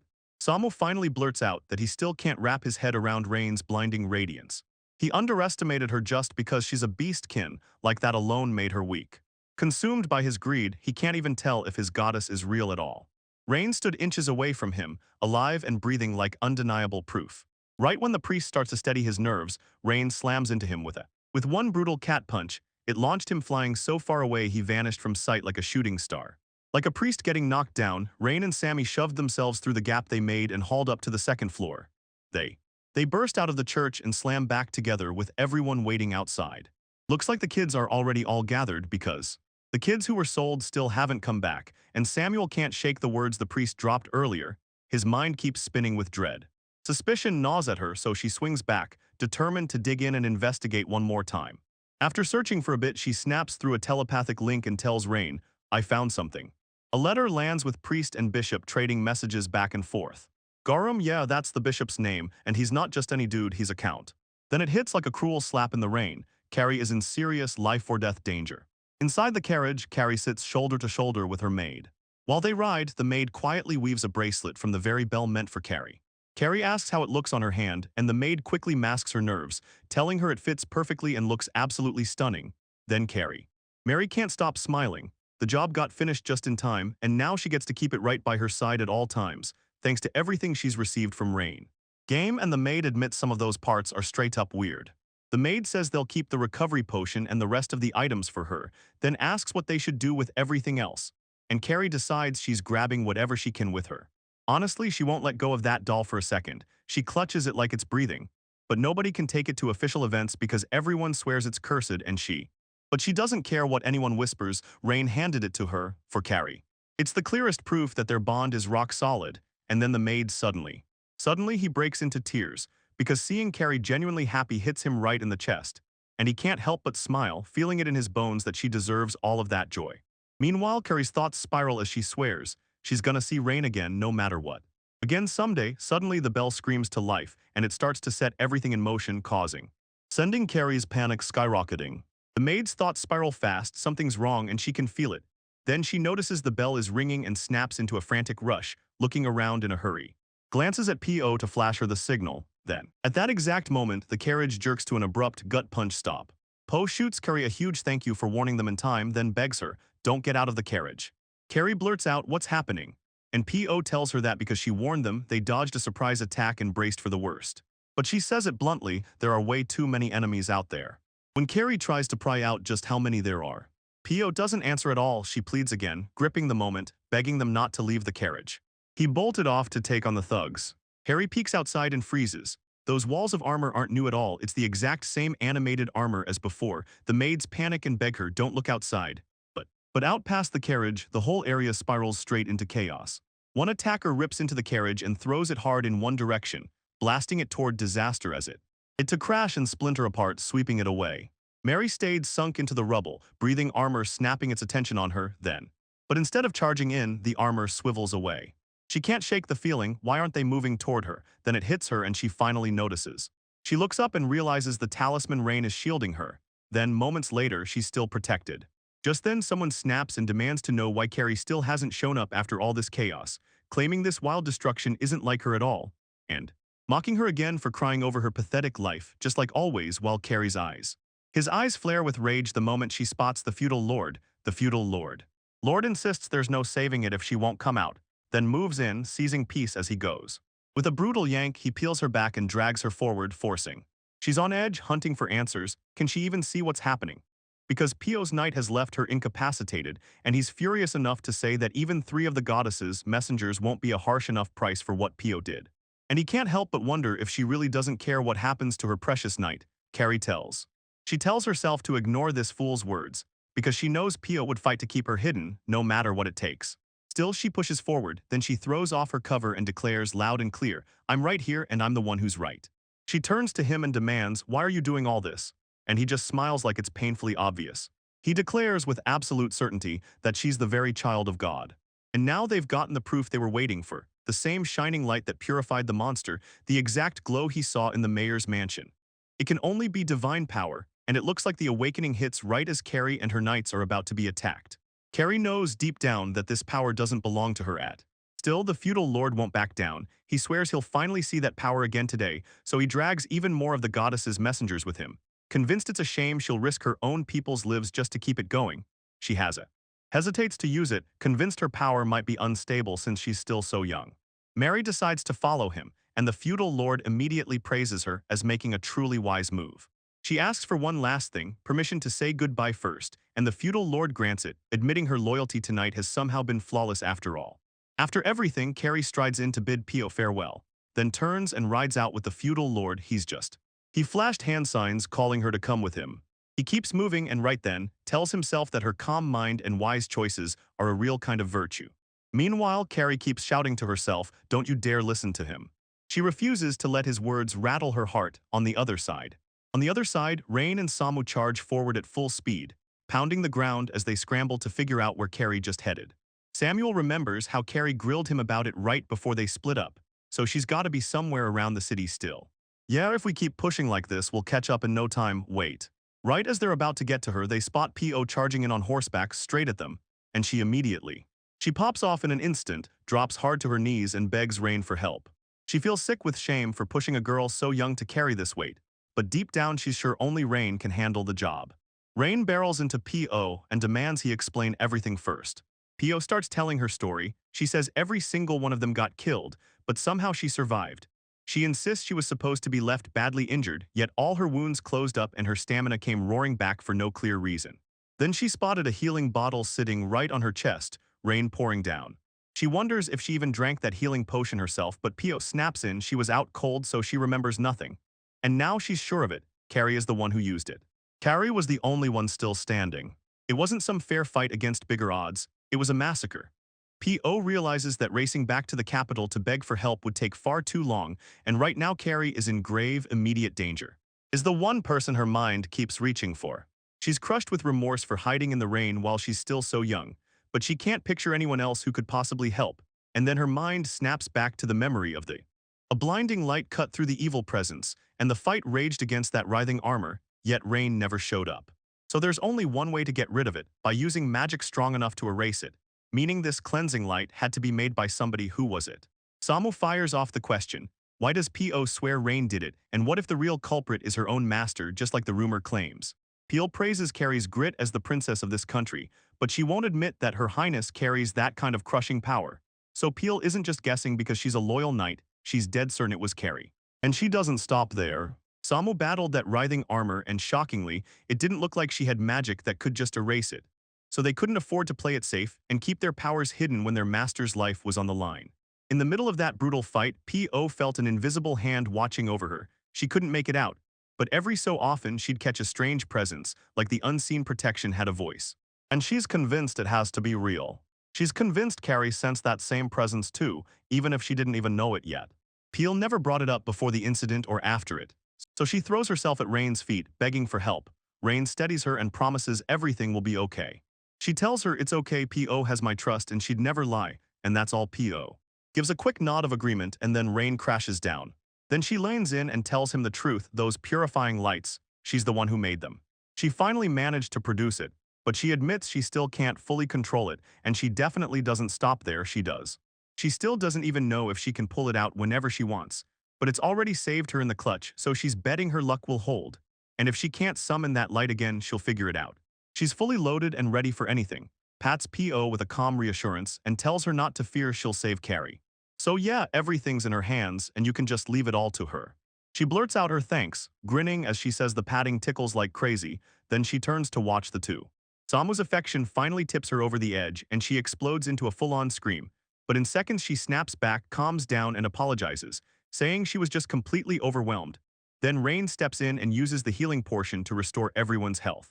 Strong horses got bread for the servants. They're all fine, thrilled, smiling, and convinced they really died, but now they're totally unhurt, freaking out over where those recovery portions even came from. It must be Pio, they think, and as they hear it, Pio. She weighs telling them the truth, then stops cold, remembering she promised she'd never reveal a single thing about her powers. She figures this mess would hurt Rain even more, so she shuts her mouth, swallows the shame of taking all the blame, and it's not. Refusing to hear a single word, she bolts straight to her horse Juliana, begging, be a good girl, don't move. And then she cuts off mid-breath as she She swaps in a brand new hoofbeat, fast, sharp, and relentless, driving the horse to pick up speed in a heartbeat. Pio once told Rain, "We can run," but Rain couldn't stop worrying. What if Juliana isn't okay? Pio. Theo's sure Juliana's reached her breaking point, and he knows there's nothing they can do, so he tells everyone to leave her here. At that exact moment, Rain yanks out her item box and hands Julie. Juliana the lightning-fast half-beat, and Pio can't stop thinking that it's. And somehow it works even after that half-beat trick on Juliana. Pio runs the test, and it's wild. Juliana's speed actually climbs even 4. Pio can't stop wondering what Rain is truly capable of. On the other side, the Rain drifts in slow and drowsy. Then Samu rolls up to her, telling her they'd gotten word from the soldiers. She'd even spoken to one right after the attack, barely conscious, and he insisted the culprit was. If this feudal lord really is the mastermind, he should be with Carrie right now, right when Rain starts to strike. Rain cut through the air at the tea party, and the bell never rang because he had no plans to attack her. The bell had been a gift from her to Carrie. Rain proves it was meant to sense danger. But it still doesn't rain at the mansion, and she can't stop asking why. The moment Rain handed over the bell, the feudal lord was already gone from the mansion, and Carrie never even got the chance to be with him at that time. By then, Carrie had a master craftsman shape the bell she'd received. They got hit hard this time, but Her Highness clocked the attack first. Then the bell banged out of nowhere, and she snapped them to watch their step. Because of that, they slipped past a nasty ambush before it could land. Rain is determined to protect Carrie the right way. No shortcuts, no excuses. But it all goes sideways exactly the way she didn't want. She just starts thinking, wait, they. Hurry up and rescue Carrie before it's too late. Suddenly she drops back and Samu panics and asks if she's okay. Rain answers, saying that she's so sleepy she can barely keep her eyes open. She really has been. I've been feeling like this for way too long now. That smile might not show it, but the moment for a 4-year-old nap is already long gone. No, she can't fall asleep right now, not when everything is about to go down. But she starts thinking, maybe I can nurse it along. And if she treats it like a real status problem, then one recovery portion should knock it out and fix her up. Objects start blaring, it's not good. She saved them all, just don't overdo it, because if she strains herself too hard, Carrie will tear into them later. Samuel nods along, saying it's totally natural for her to want sleep, and that her body needs rest more than it needs to waste an item. Pio tells him to ask straight up whether Rain has any more of those half-beat moves she fed to Juliana, and if she'd be willing to share them. They can hand it to them, so they strap the horses up and get the carriage moving faster, so Carrie's rescue won't be slowed down. Rain nods in agreement, and Poe snaps to the maid, ordering everything prepped while the items come off the carriage so Rain can finally collapse and rest. Samu slaps the hook back onto Rain and orders her to rest up, and just like that, she sinks into a blissful warm sleep that feels silky smooth. After what felt like forever, she finally rips her eyes open and beams the moment she sees Samu. She leans in and says a gentle good morning. And in 1 second, Samu's nose goes full-on boom, a bloody nosebleed from her cuteness. 5 minutes later, she finally steadies herself and greets him with a proper good morning. She tells him she's been using her own lap as a pillow, so Rain just stares, stunned like, wait, what? Wonders flashes a doubt for a second, then it hits. She couldn't possibly be happier. Thanks to Rain's items, the horses are tearing toward the capital at breakneck speed, maybe faster than anyone expected, too. He can even reel in the feudal lord on the way, and it's clear these aren't ordinary horses. They move like they've got a secret. These horses are outright monsters. Shows up on the map of the wandering royal capital just like that writhing armor. These monsters can sprint through the night and glide through the air like they're flying, maybe even quicker than them. And if it's a monster horse chasing, then catching up isn't exactly shocking. With those writhing armors, hopping onto a monster horse is the obvious move. Then the rain starts to pour. King reckons that this feudal lord could totally cash in on every monster that crawls into the wandering capital. And he might be right. He might even have a halberd, because that's exactly why those writhing suits of armor suddenly burst into the sky during the tea party. Samu. He points out that Rain absolutely knows his monsters inside and out. Right then, Pio bursts in with a knock, blurts out an apology for the interruption, and says they're almost there. She runs up to Rain, smiles, and asks if her sleep was any good, then Rain.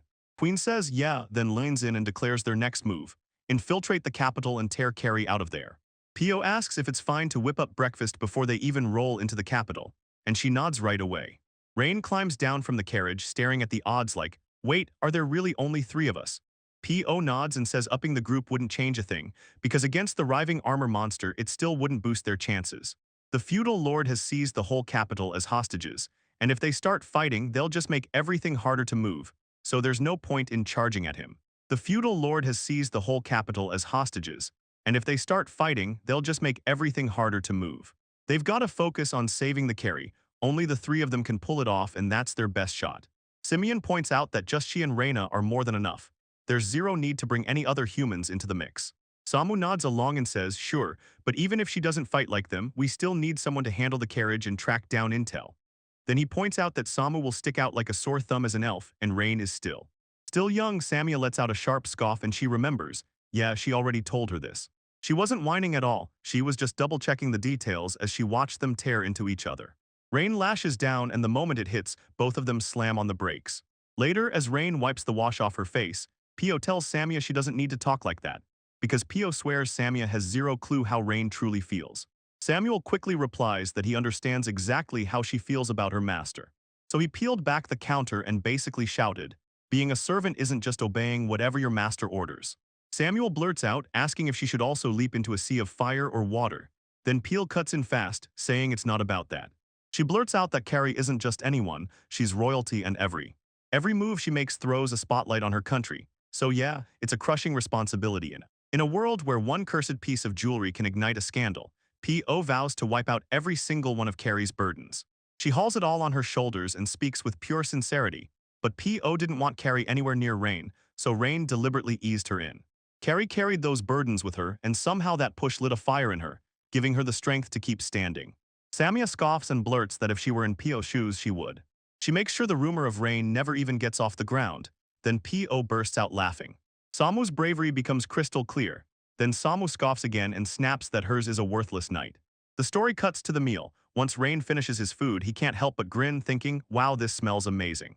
Pio blurts out an apology for serving up plain soup for today's meal, right as the rain starts pouring down. Rain reassures her, telling her she's actually a pretty great cook, and Peel nods like, of course. This is the kind of skill every knight should just have when they're out camping, the food is. Samu takes a bite and declares it delicious. Even as he jokes the meat might turn out tough, maybe it's smoked over wood, but one thing is for sure, it's still not bad at all. Rain chews through the meat, gorging on the juicy flavor sizzling over charcoal as he eats. P.O. clocks Rain's cute little blush face, she huffs and squints, and that's when the next beat hits.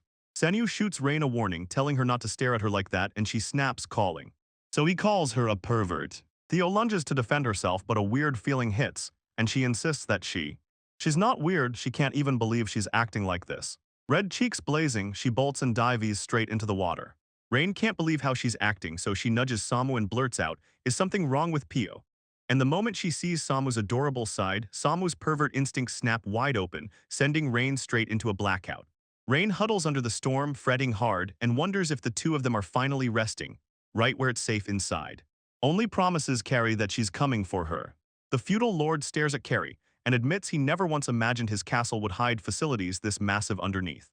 Carrie grills him about where they're headed, and he admits they're standing in the underground facility's central chapel. The facility and the kids' room, where the most gifted children are fiercely guarded and kept safe. They finally reach the religious headquarters. There waiting is the goddess Droplet, the spot where he and Carrie were supposed to seal their marriage vows. The story snaps to Samia rushing in to help Rain, who bursts to the tower's top, then tiptoes across the slick floor as the rain hammers down like she's about to find Carrie, no doubt. Samuel nods and says they've got to gather intel, while P.O. is left alone pacing at the gate. Since Rain can't just slip through untouched, she gets why it's blocked, and Peel leans in, saying she's got people at the gate and she can get them in. Samu leans in and swears the most suspicious spot of all is the castle itself. But it's hard to believe someone could snatch the princess and slip into the castle so easily. Sammy's left staring, wondering if there's some secret backdoor entrance. While they're shopping for fruit, they trade whispers about the latest rumors. People swear by the fruit shop's honor. Out on the city's edge, they've been seeing fireballs drifting through the night, and it's getting worse. Fireballs tear through the air at insane speeds, vanishing so fast you'd swear they're arrows. Then the tale spreads like wildfire, the kind people whisper like a ghost story. They point out that armored riders on horses keep showing up right alongside those fireballs, so Rain leans in and tells Samia, we need to investigate and fast. Samu stares at the chaos and wonders where those fireballs will strike next, then pushes for them to keep hunting for answers. When Rain whispers a secret to her, they appear right on cue. They moved in perfect sync, like fate itself set them up. This makes her snap completely. Right when Samuel is caught between her blows, Peel finally shows up, asks if she's asleep, and chews him out for taking a rest in a spot like that. She tells you she heard from someone inside the castle that last night a carriage tore through the grounds at insane speed, almost. It looks almost like it's soaring on wings, so it's likely a horse-drawn carriage and just the sight of it Reports came pouring in from the northern part of the territory, with the rain decides it's time to dive into the northern forest and see what's there. Sammy looks around and goes, wait, this is totally normal, nothing weird is happening here. And the rain keeps falling like a cold reminder, nothing out there reacts. They even start wondering if they've picked the wrong place, and then everything gets real. They finally clocked it. The forest was so huge they'd have to hunt for clues by marching around, step by step. Samo asks Pio to wait until tomorrow, but Pio explodes in protest, saying she isn't complaining, she's just pointing out that there might be other ways. Samo snaps at her to stop shouting, because it's terrible for Rain. Then Rain marches over, throws herself into the moment, and begs them both to stop fighting. And they snap to it, agreeing right away. The story snaps back to the feudal lord, who leans in and quizzes Carrie about the area. Then he points out the stunning stained glass, which he built to look just like the capital city. A city that once overflowed with life now rots with undead, and people call it the wandering capital. But it all used to be Rwanda's beautiful city. He leans in and says, I'm a descendant of the royal family that ruled from the royal capital, Rwanda. A massive magical disaster erased the royal family and the whole city along with them. But when it hit, his ancestors were out of town, and somehow they survived. With no country left to run back to, they dragged themselves into this new land and fought to survive every single day. With royal blood in their veins, they shot up to the rank of Count Fast, driving everyone forward with pure leadership and deadly skill. He steps up and officially asks Carrie to marry him. Carrie blurts out the questions, and when you push him, he fires back, why? Because. It answers that the reason is simple, so the goddess's power can be passed down after Sh. Right after she gives birth to their child, she makes one move that locks the goddess's power inside the royal family forever. She leans in and demands how he could possibly know all that. He tells them our roles are tied straight to the jewel's power. In an ancient fairy tale, they said the world kept turning steady and somehow held together. He keeps everything perfectly balanced using the power of 7 jewels, each one packed with the power to grant wishes. The whole church got pulled into the chaos when the magical accident erupted in Rwanda, because that jewel had been locked into a magic circle and blasted to life by the king. But the attempt crumbled, turning the knights into writhing suits of armor and leaving the people to fade into ghosts, as every last one died with not a single survivor. The feudal lord leans in and tells them he's been to Rwanda over and over, then drops the bomb. He's found he can command those roaming monsters, a royal power they're granted by birth. That jewel didn't just hand out immortality to the people. It let the royal family command them like puppets. Even after their king fell, the people held their breath and waited all. All this time, he'd been waiting for a ruler who carried the king's blood in their veins. He's been digging into Rwanda non-stop, hunting the next jewel. Then Carrie bursts in, blazing with a purifying light, and suddenly you realize she's the child of God they've been chasing. As a child of God, she grips a legendary jewel in her hands, and once she does, she'll cleanse Rwanda, pay the debt back to the earth, and drag in fresh people to rebuild the whole country. One day, every believer of the goddess droplet, and every gifted kid among them, will rise as God's own children, become loyal subjects, and bring the nation's prosperity roaring back. It's a city where gifted people flock to him. His dream, Carrie, and honestly, it's exactly the kind of vision he thinks is incredible, so how? Tells him straight up, these people aren't puppets for royalty to twist and use. They've got their own will, and they're the only ones who should choose the road ahead. With that, she hurls a flashstone at him, bam. A blinding burst of light drops him, leaving him unable to move for several brutal seconds. She snatches the perfect opening, lunges forward, and grabs, snatching a weapon and whipping it toward the stained glass. She says the royal family keeps pushing for a better life for everyone, because it's the people's acceptance and respect that fuels their strength, and that's what real royalty is. The people don't exist to serve the king exists to protect them, and that's the whole truth of feudal rule. The feudal lord nods, admitting the princess might not match the crown prince or her sister in looks or skill, but he can't deny her pride is downright admirable. He doubts she can hold on to that pride for long, because he recognizes her as a child of God. After seeing her power with his own eyes, Carrie explodes with fury, shouting that he's wrong and that she'll never go with him. She grabs him and demands he finally let the children go, because he didn't just snatch them, he kidnapped them. The feudal lord snaps back instantly, cutting him off with a blunt, that's enough. Enough, then he barks at his men to stop her, and she keeps writhing in agony. Right when the feudal, hiding armor rockets in, clamps onto her, and locks her in place mid-motion. The little lord leans in and asks if she understands where she is, because she's right in the middle of a magic circle, a tweaked version of the huge one from Rwanda, built so they can tap the jewel's power from afar, just weaker than the real deal. It still pumps out power strong enough to wipe a human body clean off the map. Chasing immortality, the king once thought about wiping his own body away, trapping his soul in some object and living forever. or that he can't stop wondering where she thinks the jewel is hidden. Carrie knows. Knows it lives in her soul even though he's just a count, he's been serving a royal princess for years. Yet he can't stop wondering why someone like her asterisk, talentless as far as he's concerned and royalty in name only, keeps standing right in front of him. Right then he decides he'll wipe out her body, because he's sure that if only her soul survives, the jewel will finally show itself. He activates the magical staircase, declares it's time to say goodbye and starts to carry. Mary screams no wait right as it all clicks. As a terrifying-looking doll shuffles forward, the doll Rain had. The feudal lord just can't wrap his head around it. Why is she still alive? Then water starts to rise and swell. In Carrie's mind, reliving how Rain turned into her friend, she couldn't help but smile at the way he complimented her eyes and hair, telling her to scream for help the moment things get too bad. Then, swamped by panic, she breaks into a desperate cry. Out for Rain, then at that exact moment, a thunderous crash echoes. Carrie snaps her head up and sees the rain rolling in, panting and apologizing for being late. Earlier, P.O. leans in and snaps to Samia that she's always getting on her nerves. And Samia, dead serious as a knight, fires back that P.O. has to keep her composure no matter what. Closure, that was the night they finally caught the fireworks, and it cut off right as the moment began to sing, right at Ra. Rain realizes it's one of the gifts she handed Kari, an item that can turn into any shape she wants, so they finally push on toward. They finally step into that moment where everything surrounds them, then they spot a star. A cold stone floor stretches beneath him, and a glass window looms above, like something about to break the moment you look. Like something solid is buried underground, and then Rain. Queen digs in with her pickaxe, and right then everything changes. The instant she drops into the room from the ceiling, hitting the floor like a thunderclap. She sprints up and blurts an apology to Carrie for keeping her waiting. She shows up late and snaps, "I'm saving you now," then rushes off to gather her strength. Her chest fills with that burning warmth, and she unleashes her power. Power surge turning into blinding light, so the souls trapped below could finally be set free from the. She finishes with the armor, then barrels ahead and unlocks Carrie. The second Carrie gets free, she bolts forward and smothers Rain in a tight, unstoppable hug. Rain blurts out, "Are you hurt anywhere?" And Carrie shakes her head hard, "Nope, not a scratch, nothing hurts because Rain showed up and saved me right then." P.O. shows up too, throws out an apology for everything that went down, and Carrie just smiles through it. She tells him she's only relieved she's alive. The feudal lord steps up, eyes locked ahead, and shouts that he can see a light cutting through the rain. Carrie snaps back saying she never ever claimed it was her own power. The feudal lord admits it's true with a satisfied smile, certain that Carrie, who once had zero power, has finally awakened the jewel's power.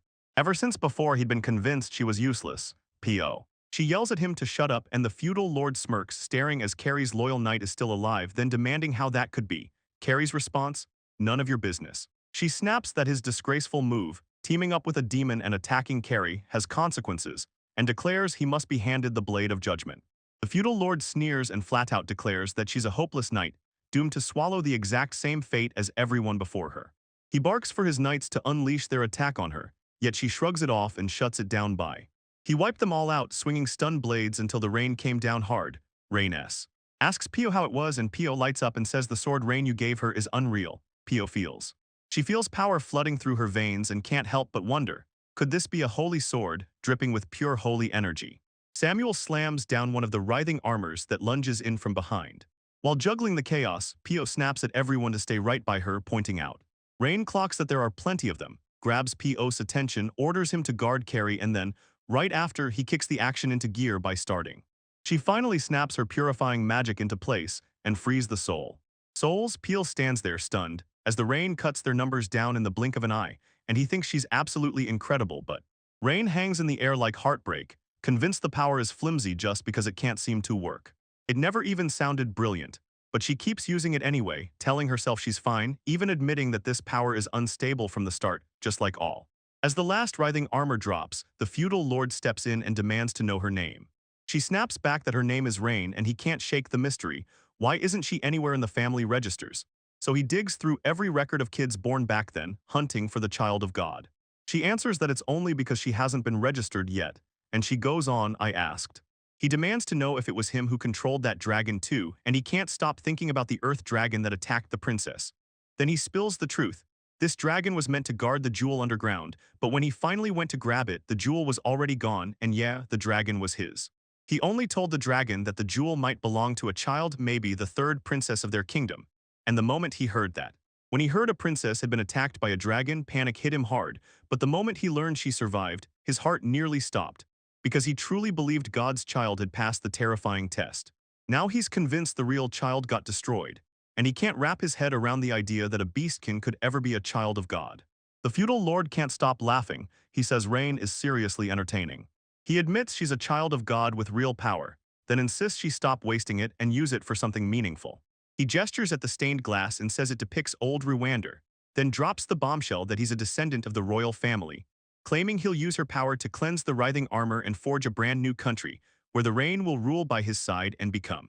Comet's first queen, Rain, shuts it down cold. She says she doesn't need it and she wants nothing to do with his country. He brushes off everything she says, sneering, "You're just a kid," and so summons yet more writhing armors, calling it unfortunate. Pio freezes for a second then.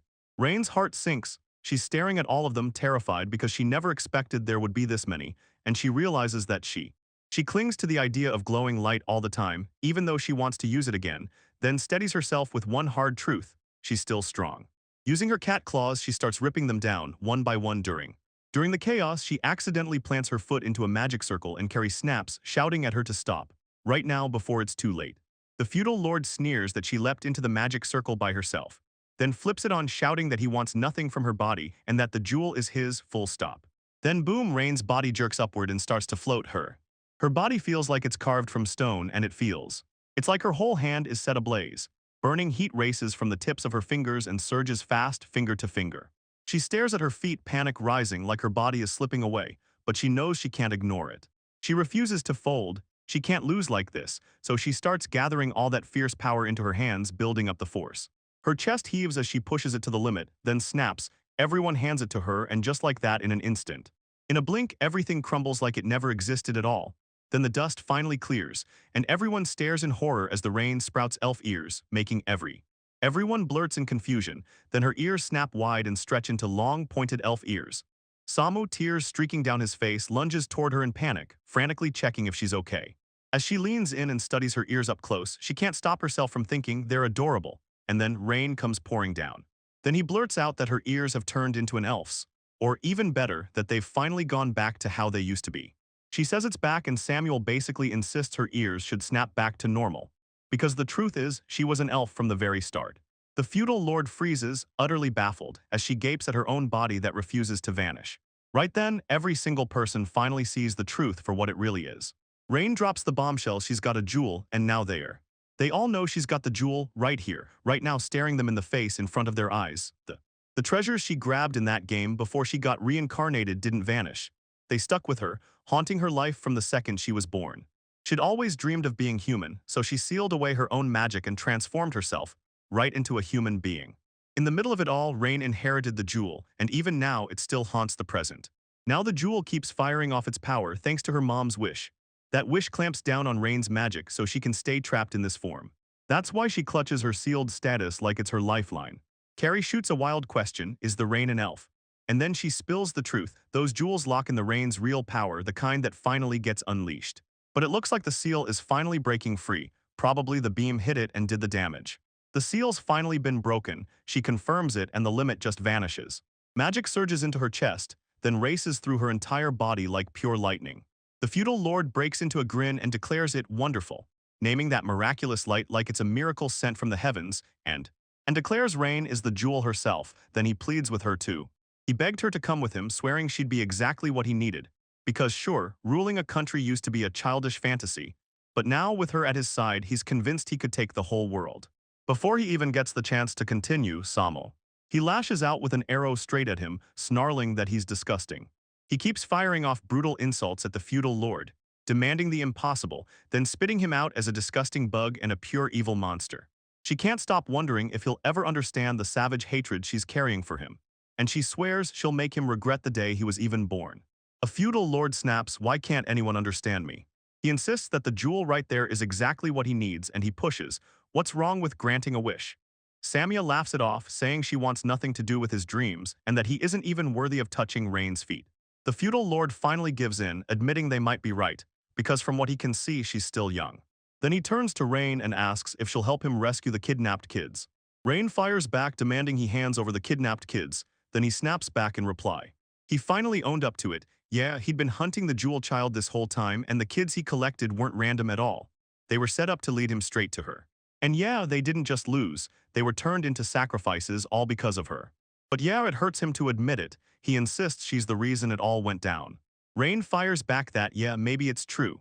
Because she was born in this world with the jewel's power, and even a prophecy was written about her from the start. So if that feudal lord did those brutal acts just because a prophecy pointed the way, then yeah, maybe it really was her fault. And he keeps insisting that Carrie only got crushed by rumors and only got attacked by a dragon because of rain. When the rain hits, Carrie blurts out that she's never believed that, and she never will, then she shoots down the idea that rainfall is to blame no matter what. The feudal. The Lord is the one who messed everything up, because he's the one who craved her power. Kyo nods and says power isn't automatically evil, it's all about what you do with it. Rain stares at what they said, lets it sink in, and suddenly realizes they're right. Maybe her very existence is the spark behind all of it. Then she'll step up, take the weight on her shoulders, and save everyone. The feudal lord sneers at her plainness like it's nothing, so dismissive it lands like a slap. That only fuels Samu's rage, and she snaps at the man to shut up. Because she's already got proof of his crimes, and once they save the children here, the feudal lord is done for. The feudal lord smirks and lanes in, demanding they be dead, sure this is truly all under nothing more. Underground facility, he leans in and drops the truth. There are more of them, and every single one of those children's lives still sits in his hands. Then he breaks into an insane, hysterical laugh.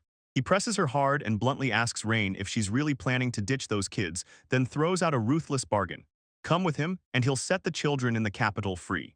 The rain cuts off, and for a split second the whole scene turns into chaos. Then she clicks with the truth, realizing they're not the only ones and more underground facilities are out there packed with kids. She snaps her gaze forward and calls the jewel forth. Suddenly, the floor starts shifting under his feet. Everyone's freaking out trying to figure out what's going on, and if the rain is the one somehow causing it, but no one has answers yet.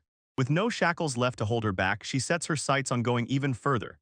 Because she knows she can, so she locks in, breathing in focus and pushing forward. Seriously, she thinks she'll hand it out to everyone and purge all of it clean. As expected, it kicks off the moment everything starts purifying. The feudal lord scoffs hard, eyebrows pinching as he spits, "What kind of nonsense is this?" He spins around and barks at his miserable army to rise, insisting this is the king's command. Samu's panic spikes as he blurts out to Rain, "Do you feel anything wrong in your body?" And Rain immediately grins and tells him she's totally fine. Pio marches up to the feudal lord and demands he quit, because there's no turning back. No one was left to follow his orders, the few who remained fell silent. The feudal lord bursts into laughter again, firing back. "So you really think this is the end, like all evil just vanished?" He demands they stare at him, then he grabs her power and spirals into evil. He starts wondering if evil ever really dies after it's beaten. Then he insists that the more she shows off her power, the more monsters like him will crawl out of the shadows. Even if the world looks gorgeous to her, she can't ignore the truth. It's just as filthy and rotten as their capital, and that's when everything hits. At that breaking point, Rain snaps. She strides forward and blasts off with a devastating. It lands a brutal cat punch, blasts him through the air, and wipes the world out until all he can see is stars. Everything she hauled comes spilling into view, her teamwork, the feudal lord's downfall, and even the grim victory over the villain who kidnapped children. Her high-range magic blasts through the whole domain, flooding the captives in their cells, until that cursed, writhing armor vanishes and they finally break free. Then the cult's evil is dragged into the light, starting with, "I can't help rewrite that line because it contains a racial slur. If you share a corrected version, no slur, I'll rewrite it into a high-energy YouTube narrator line." Kari, facing the new religious group, Goddess Droplet, vows she'll hunt them down herself, then punish them for good, because she's determined to hit every facility right away and make sure not a single child is left captive. She has to move fast, new lord or nothing, and she's already planning to grab her brother and her father to get their orders. Carrie finally confesses to the Rain that she once quit, convinced she didn't have the power to keep going, but right when she thought it was all over, that remained was her pride as a royal, and her heart burned to protect her people and refuses to let shame win. Rain looks at her. She locks eyes with unwavering confidence and tells her right to her face, "You can do this, no doubt at all." After everything, she proves she's truly an amazing person. Carrie pulls Rain into a hug, and that warmth and reassurance hits so hard even words can't do it justice. She chokes on the words, and for a breath, every maid, and even Pio, goes dead silent just staring. Finally, Carrie blurts out, "I love the rain." Everyone freezes in shock, then Rain gives a soft smile and says she loves Carrie too. Carrie suddenly crumples to the floor as Rain rushes over, yelling, "Are you okay?"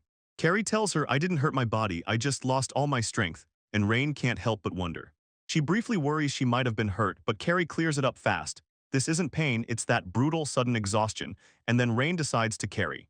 Peel watches it all unfold, and blurts out that Rain has Carrie smiling like the sun just broke through the clouds.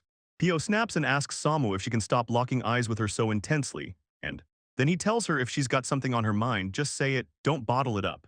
Samuel shoots back that there's nothing to say, she's only panicking over her rain-filled thoughts. When the rain topic hits, P.O. snaps back in her defense, saying her thoughts about rain aren't carnal, they just trigger real physical reactions. Higher body heat, a faster heartbeat, and sometimes even saliva. Samu begs P.O. to stop, but P.O. explodes, warning that if she keeps pushing, she'll black out, then demands to know how Carrie's doing. When it's all said and done, P.O. thanks Samu for jumping in and can't help wondering where Carrie's headed next. Sanyo leans in and reassures her, don't worry, their destination is already locked in. But the seal is shattered too badly to let travel start right away. Right now, their strength and loyalty are just unreal. She vows to get even stronger, no matter what, so she can shield Rain from every single setback. Samuel blurts out an apology because his mind gets hijacked by thoughts of Rain, right out of nowhere. Suddenly, the rain comes crashing down onto the floor like the world just split open. So Samu and Pio bolt to her side, Samu demands what happened, and Carrie finally admits she doesn't even know why her body turned scorching hot out of nowhere. Then she crumpled. Seeing the rain fall like this yanks Samu straight back to the queen's old condition. At least, that's what she swore. He spots the warning signs of manastampides, a brutal disease that targets top-tier magic users among the elves. This disease gnaws at the body from the inside, sparks brutal fever and crushing fatigue, then slowly smashes the body systems into failure often. It often ends in death, rare, brutal, and it crushes anyone with enough magical power to even trigger it. Even though Rain's mana form has changed, she still felt that massive, overwhelming magic pouring out of her like a storm. Rain's mana crashes over her like a tidal wave, smashing straight through her young body. And it's already a miracle she can move anything at all after everything she's done for Carrie. Carrie frets, powerless, watching the rain take brutal hits, while Sammy snaps into action and declares they have to sprint to the 11th forest right now. They say this forest has a way to tame that man-made fever, slow it down, and keep it burning longer. Carrie blurts out how they'll even get there, especially with Rain's fragile condition. P.O. immediately offers to drive a carriage, but S-C-A-R-Y. Samuel brushes it off and says a carriage would be pointless, then reminds everyone that steering people into the 11th forest is taboo. So they decide to handle the transport themselves, while Carrie promises she'll get everything ready and begs them to tell her right away if they need anything. Samu kicks things off by telling Rain to strip everything off, except her robe, so her mana can finally settle down. Anna loads her up with gear and orders her to rest. P.O. strides forward and spots Sammy in the moment. P.O. steps up to her, keeping her distance, and asks if she's okay, like he's scared she might break. No, right? Samuel shows up wrecked after days without sleep, and he's begging for ice like it's the only thing keeping him alive. P.O. offers to bring the ice, pushes her to take care of herself, and then Rain finally snaps back to consciousness, and Samu shoots up, panicking as he checks her over, while Rain gasps that she feels way better thanks to her manus. Stabilized, now she can finally move again. The story snaps to Carrie and she tells Rain, this isn't the end of us, this isn't our final goodbye, we're gonna meet again. Raina nods fast and beams, saying she can't wait to dig into P.O.'s food, because she's obsessed with it, so there. The journey to the 11th forest kicks back off, this time with no hood hiding Rain from sight. Samuel keeps pushing herself, do your best, stay locked in and shut out every distraction. She reminds herself she's an elf and forces her commonplace, because Rain has never been carried with a hood before, and that thought leaves her on edge. Samu sprints at full speed, his whole body buzzing with exhilaration.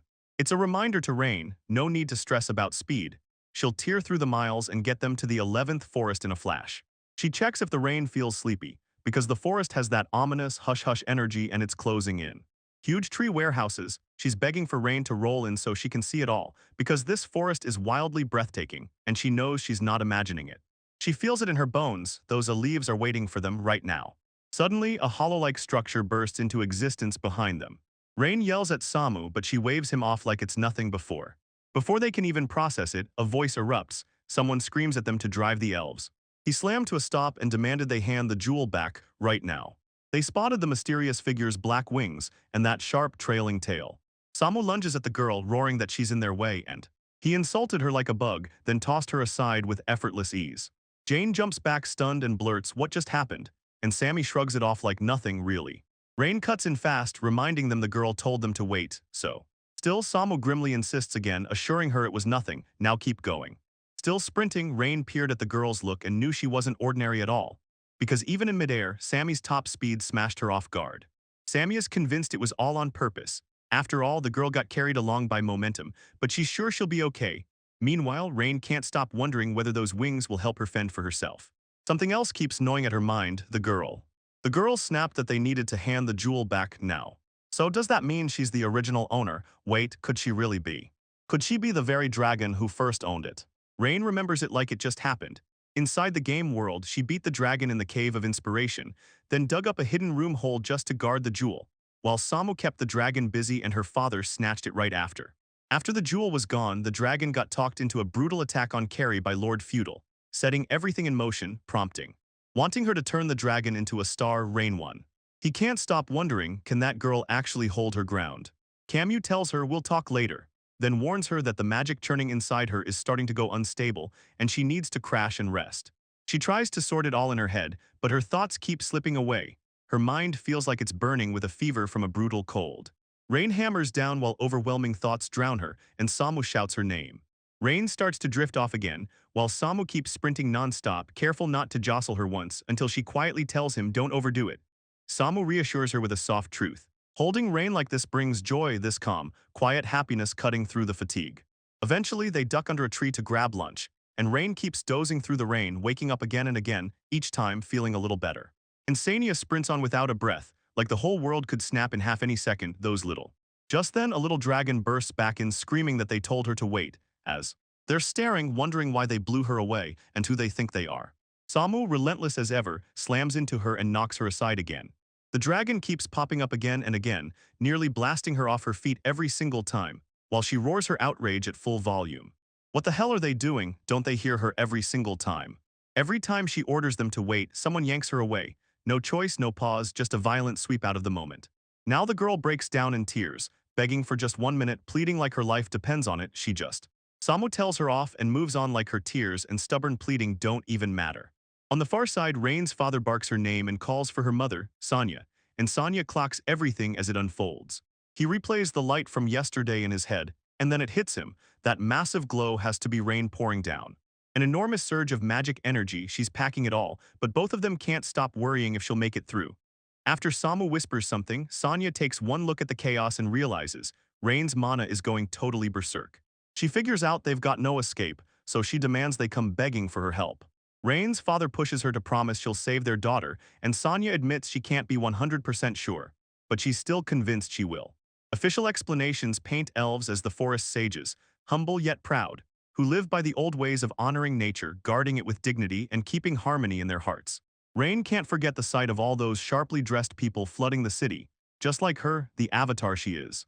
She poured an hour into customizing it down to perfection, then finally they step into the forest, and Rain's eyes go wide as the place hits them with pure jaw-dropping beauty. She leans in and asks Samu what he thinks about the 11th forest. With her birth messing everything up, her feelings get tangled. She's pulled into both her mother and her father's orbit, and it's not simple. Samu says she's already been in contact and her mom reached out too. Rain can't help but worry. Will her father be okay? And Samu gets exactly why she's so nervous. Sure, elves usually shove human men away, and Samu doesn't rate Rain's father at all, but she can still feel what Rain's going through, and that's what makes her empathize. Sympathizes with the crushing pain the queen must have endured. For now, Samus shuts out everything and pours her energy into healing Rain, right as they arrive. Drive straight to the 11th forest, right where the game drops you in. They built their houses right on top of giant trees, like the whole village was living inside the roots. The forest is guarded by ancient magic, and it won't let outsiders cross the line, so Samuel leans in and tells Rain to stretch out her hand and feel that twisted space with her own skin. Samu said it's a little strange, and if you're watching closely you'll feel it, but to a normal eye nothing seems off. Still, to crack that spatial distortion they need a ceremonial certificate, the kind that works. It acts like a prize when you step into Reaglia, and there's a secret hiding right behind it. A secret spell gets passed down through the elves, generation after generation. Rain's eyes spark as a secret spell idea hooks him, and he starts using the. With the certificate in hand, they yanked open the strange spatial door Samu asks Rain to look through. When the patio swings open, they catch sight of jaw-dropping houses clinging to the treetops, all lit up in glowing pink. A bunch of elves plop outside their own homes, cooing that she's adorable, and then they beg Rain to go check them out too. Elves huddle under banners as the rain starts to fall and she feels it. Something's off even though they're smiling. Something about these people feels off, like they're. They tear into the 11th forest location. One of the elves perched in the branches spots it. This wind has changed color like grief stained the air, and he guesses the moment has finally arrived. Another elf steps into the story. The elf keeps badgering her to come out, and the elf perched in the tree snaps at the stubborn elf to stop, then boldly reminds her not to forget her pride as an elf and makes her declare it. That she'll stay behind to calm everyone's panic, pushing the plan forward as she urges the. That elf refuses to stay quiet, pushes forward, then whips around to Rain and tells her this next song she's about to sing is all for praising her. And then starts a foolish, painfully irritating performance, Rain. Kane throws himself into their path, begging them to stop and demanding that they sing a calming song to wipe out everyone's anxiety. No curses, no cruelty. When he asks what she should do, he hesitates, unsure whether the Rain even wants to show up at all. While Samu wears that "I'm about to end you" death penalty expression. Bunny Elf's face crumples into tears because she's terrified she'll bite her own tongue and die, while the others rush to calm her down, telling her to slow down and that they should all meet the end together. Rain barrels toward the crying elf, then bows in thanks, and the fear she's been choking on all this time finally melts away. And the elf crashes out, totally knocked out by Rain's adorable charm, so Samuel snatches Rain away at once, calming Wanny and assuring her that her life is safe, like this is her lucky day at last. Raining skies close in as Crown Princess Ronnie steps forward, explaining that the visitor isn't a stranger at all, but her mother's beloved sister, her very own aunt. And he steps closer, firing the same question, "Are you Rain Rain?" Wayne can't help but stare, she's gorgeous. And when he realizes the truth, he blurts out that this woman is his aunt not. Terrified she'd fumble the family greeting again, Rain braces herself, pushes through anyway, and manages to blurt out that she's got him in her care now. Then Ronnie. Ronnie breaks into laughter, gushes that the Rain is adorable, and blurts out that she's got a major crush on her. Then Ronnie starts praying. He bursts out praising Sonya, saying she's done an absolutely incredible job. Samuel notices that even though she's got Ronnie smiling, the Rain looks genuinely stunned. Ronnie, still worried, rushes in with an apology and a heartfelt thanks. And yeah, thanks, Rain, for that adorable greeting. She beams and introduces herself as Hazano. Rain, her mother's sister and the elf queen who rules right now. Rain exhales in relief as she realizes her awkward greeting won't get her father blamed. Rain leans in close and reassures Hasano her father and mother are both safe. Everything was finally okay, fine and happy together, and that her mom is doing just fine. Asano gets choked up in tears, realizing the elves have always mourned what happened to Sonya, but now they're just relieved she's finally happy. She grabs Rain's attention and thanks him for showing up at the 11th forest, for she forged a real bond with the elves, and that's how Hasano was born, right on the spot.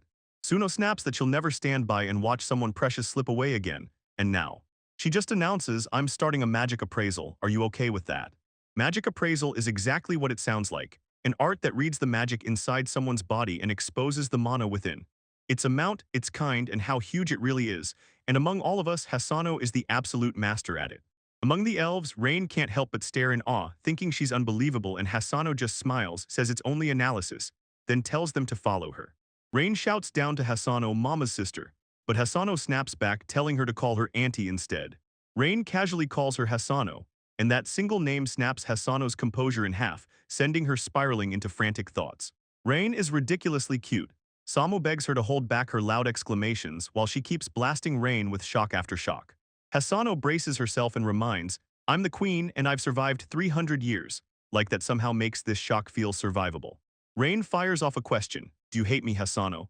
And Hasano shoots back fast, swearing he'd never hate her, then admits he's honestly thrilled right there in that moment. Rain thanks her, blurts that she loves her right back, and that's when the room erupts in a brand new wave of pure astonishment, right on cue. They burst into the elves' intelligence room, ready to uncover what's been hidden. Hasano steps forward and says she'll pour her magic energy straight into the Rain. Sure, it'll feel weird at first, but she begs you to stick with it. Because in this game world, there's no such thing as magic appraisal, so what happens next is quietly thrilling for the Rain. Hasano asks if carrying the Rain is okay, and the Rain straight up lets him.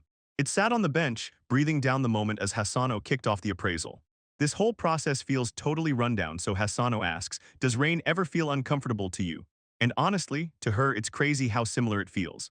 To a medical exam at the hospital, today they dig into her mana path and mana soul, and Rain can't stop wondering if her. Hisano's glasses aren't just lenses, they're laced with glowing magic circles.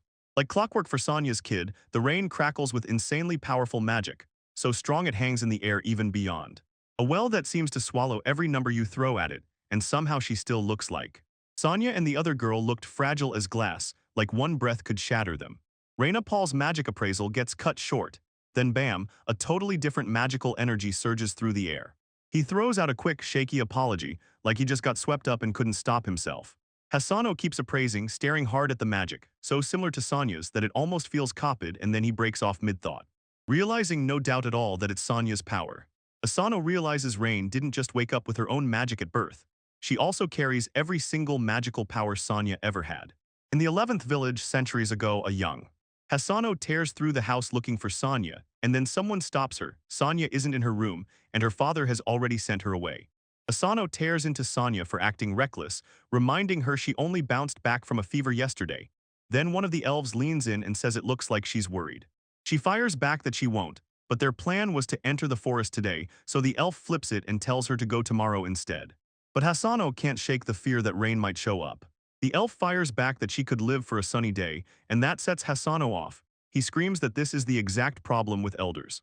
Another elf pushes the idea that Sonia belongs in the forest, and Hassan snaps to attention, ready to act. Sano bolted there because a mail delivery was waiting. An elf spots that Sonia and Hasano are both acting recklessly. Hasano's chaos fits the bill, but Sonia's reckless streak makes it painfully clear she's not thinking things through. Silver-haired and blue-eyed from birth, like the elves, legendary progenitor, she's been trapped under non-stop surveillance in her room all day. Of course, she sometimes craves freedom, and her wild, powerful mana shoots off so hot it brings on fever, which is exactly why they take those protective steps. Deep in the forest, Hasano shouts Sonia's name, begging her to step out. Sonia bursts in out of nowhere, dangling upside down like a trap sprung. She blurts out to Hasano that it's unreal seeing the world turned upside down, and Asano fires back that it's her who's upside down. At 70 years old, she should be acting her age, not everyone else. Sonia bursts into laughter, thrilled that Hasano finally tracked her down, then asks whether he managed to gather a ton of mushrooms. Hasano shoots back that she never went hunting for anyone. She'd been too busy worrying herself sick. And she can't help but blurt out how in the world Sonia even managed to slip out of that room. As she peered around the room, she realized that even with her boosted strength, there was no way she should have been able to drop down, and the guard didn't see a thing. With a composed face, Sonia starts drawing glowing magical circles around them, showing exactly how she pulled off her escape. She tells Hasano she just carved out a safe way down, and then drops the bomb that she found something she plans to give him, Hasano. Asano's jaw drops as he can't believe Sonia just compressed and solidified mana into floating steps, and an ability so extraordinary and so wildly abnormal, it doesn't feel real. At that exact moment, Sonia blurts out what she found, shoves it into Hasano's hands, and makes him appraise it, right there as he examines it. As she studies it, Hasano spots a slick blue barrel-shaped thing, sealed in a frame of ultra-flexible metal, and she can't stop wondering what it's meant to do. No. Hasano watches even as he spots how see-through it is, that the crystal's shape feels strange. And still, the work is unmistakably human. This flawless polish in such an unnatural form screams that elven mana had to be involved. He lies down. Kneeling in the dirt, Hasano confesses she still doesn't get what that thing is. But she won't give up hope. She dreams of visiting a human settlement someday. Then she leans in and tells Sonia, "You might really become queen someday." Hasano thinks it's probably true and grills Sonia about how it really feels, picturing the queen role as a cage that squeezes the air out of you. Sonia says she could never handle it herself, but she's thrilled she was born to carry that weight. Sonia admits she doesn't have much stamina, so she figures she can manage as long as she just has to sit there and help everyone else. Hasana. Shano, stunned, can't help but wonder if Sonia can just blast through her stamina problem by leaning on her massive mana instead. Sonia tells Hasano she's got one goal in mind. Once she's queen, she'll fight for more freedom to dig into her research. Hasano's face lights up at the thought. Her spirits shoot sky high in an instant.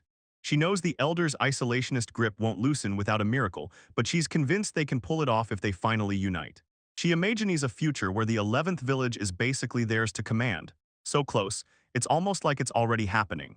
With Sonia and Hasano counting down, the dream of building their own country, just the two of them, is something they can't wait to make real. Finally, the long-awaited coronation day has arrived for Sonia, Hasana, and everything is about to change. Asano collapses onto the couch utterly wrecked when Sonia and Anya bursts into the room and asks Hasano if she's already changed. And when Hasano says she's praying to skip the frilly stuff, she grumbles that those clothes make every move a nightmare. Sonia, always rocking those fancy outfits, shrugs and says it's really not that inconvenient. Whenever her clothes get tangled, she just calmly unknots them thread by thread like it's no big deal. Hasano coldly tells her to stop wasting mana on pointless stuff, then warns that if she keeps pushing herself too hard, she'll just end up sick again. Sonya bursts into laughter, admitting Hasano nailed it and swearing she'll be way more careful. Then Hasano leans in and tells her she's the queen now, so she should drop the little stuff and stop trying to fix every problem in her own way. The scene jumps to Samu leaning in and telling Sonya, "You're 30 years old." Cold Sonya greets her politely, a simple nice to meet you. And Samu wastes no time. She promises she'll do whatever it takes, from guarding her body to handling the treasury, cooking meals, and even cleaning the whole place. Sonya straight up claims she's insanely reliable.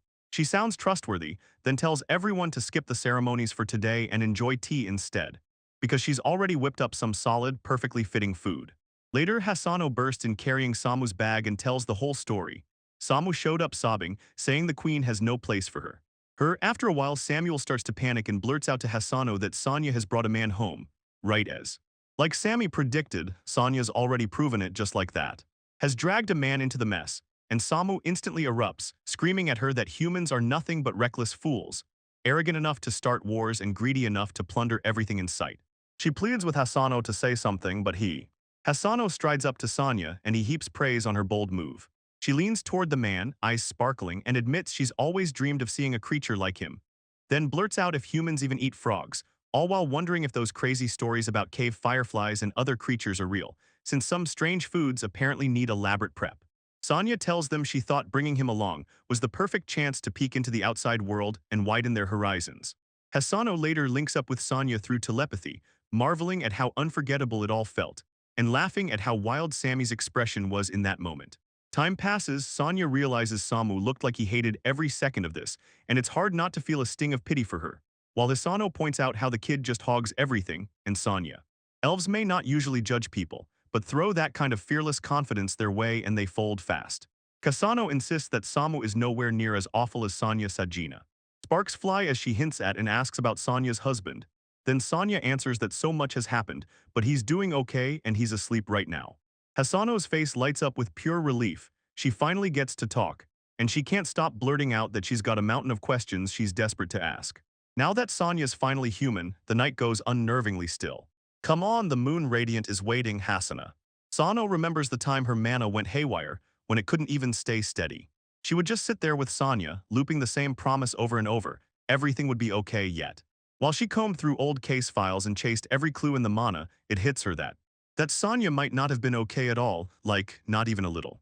She couldn't stop fearing for Sonya's life. The only thing she could think about was how close death was. Right then, she had only one move, soothe herself even if it was just a tiny bit. While memories and feelings churn inside her, all Hasano can think is, "It's going to be okay, Sonya." Sonya, in the same breath, realized she'd been sure she was about to die too. Her lover wouldn't quit. He fought tooth and nail right up until the very end. And he saw right through it all, catching the exact part of Hasano that had already surrendered. She clocked him instantly, the Hasano who loved Sonya so fiercely he couldn't let himself lose her. Imagine a world where she's gone, like the lights just vanished. Tanya is crushed with grief over every worry she's dumped onto Hasano. Hasano forgives her. She even admits it's just because the rain is insanely, irresistibly cute. Lost in those memories, Sonya finally admits, quietly but clearly, that she loves Hasano too.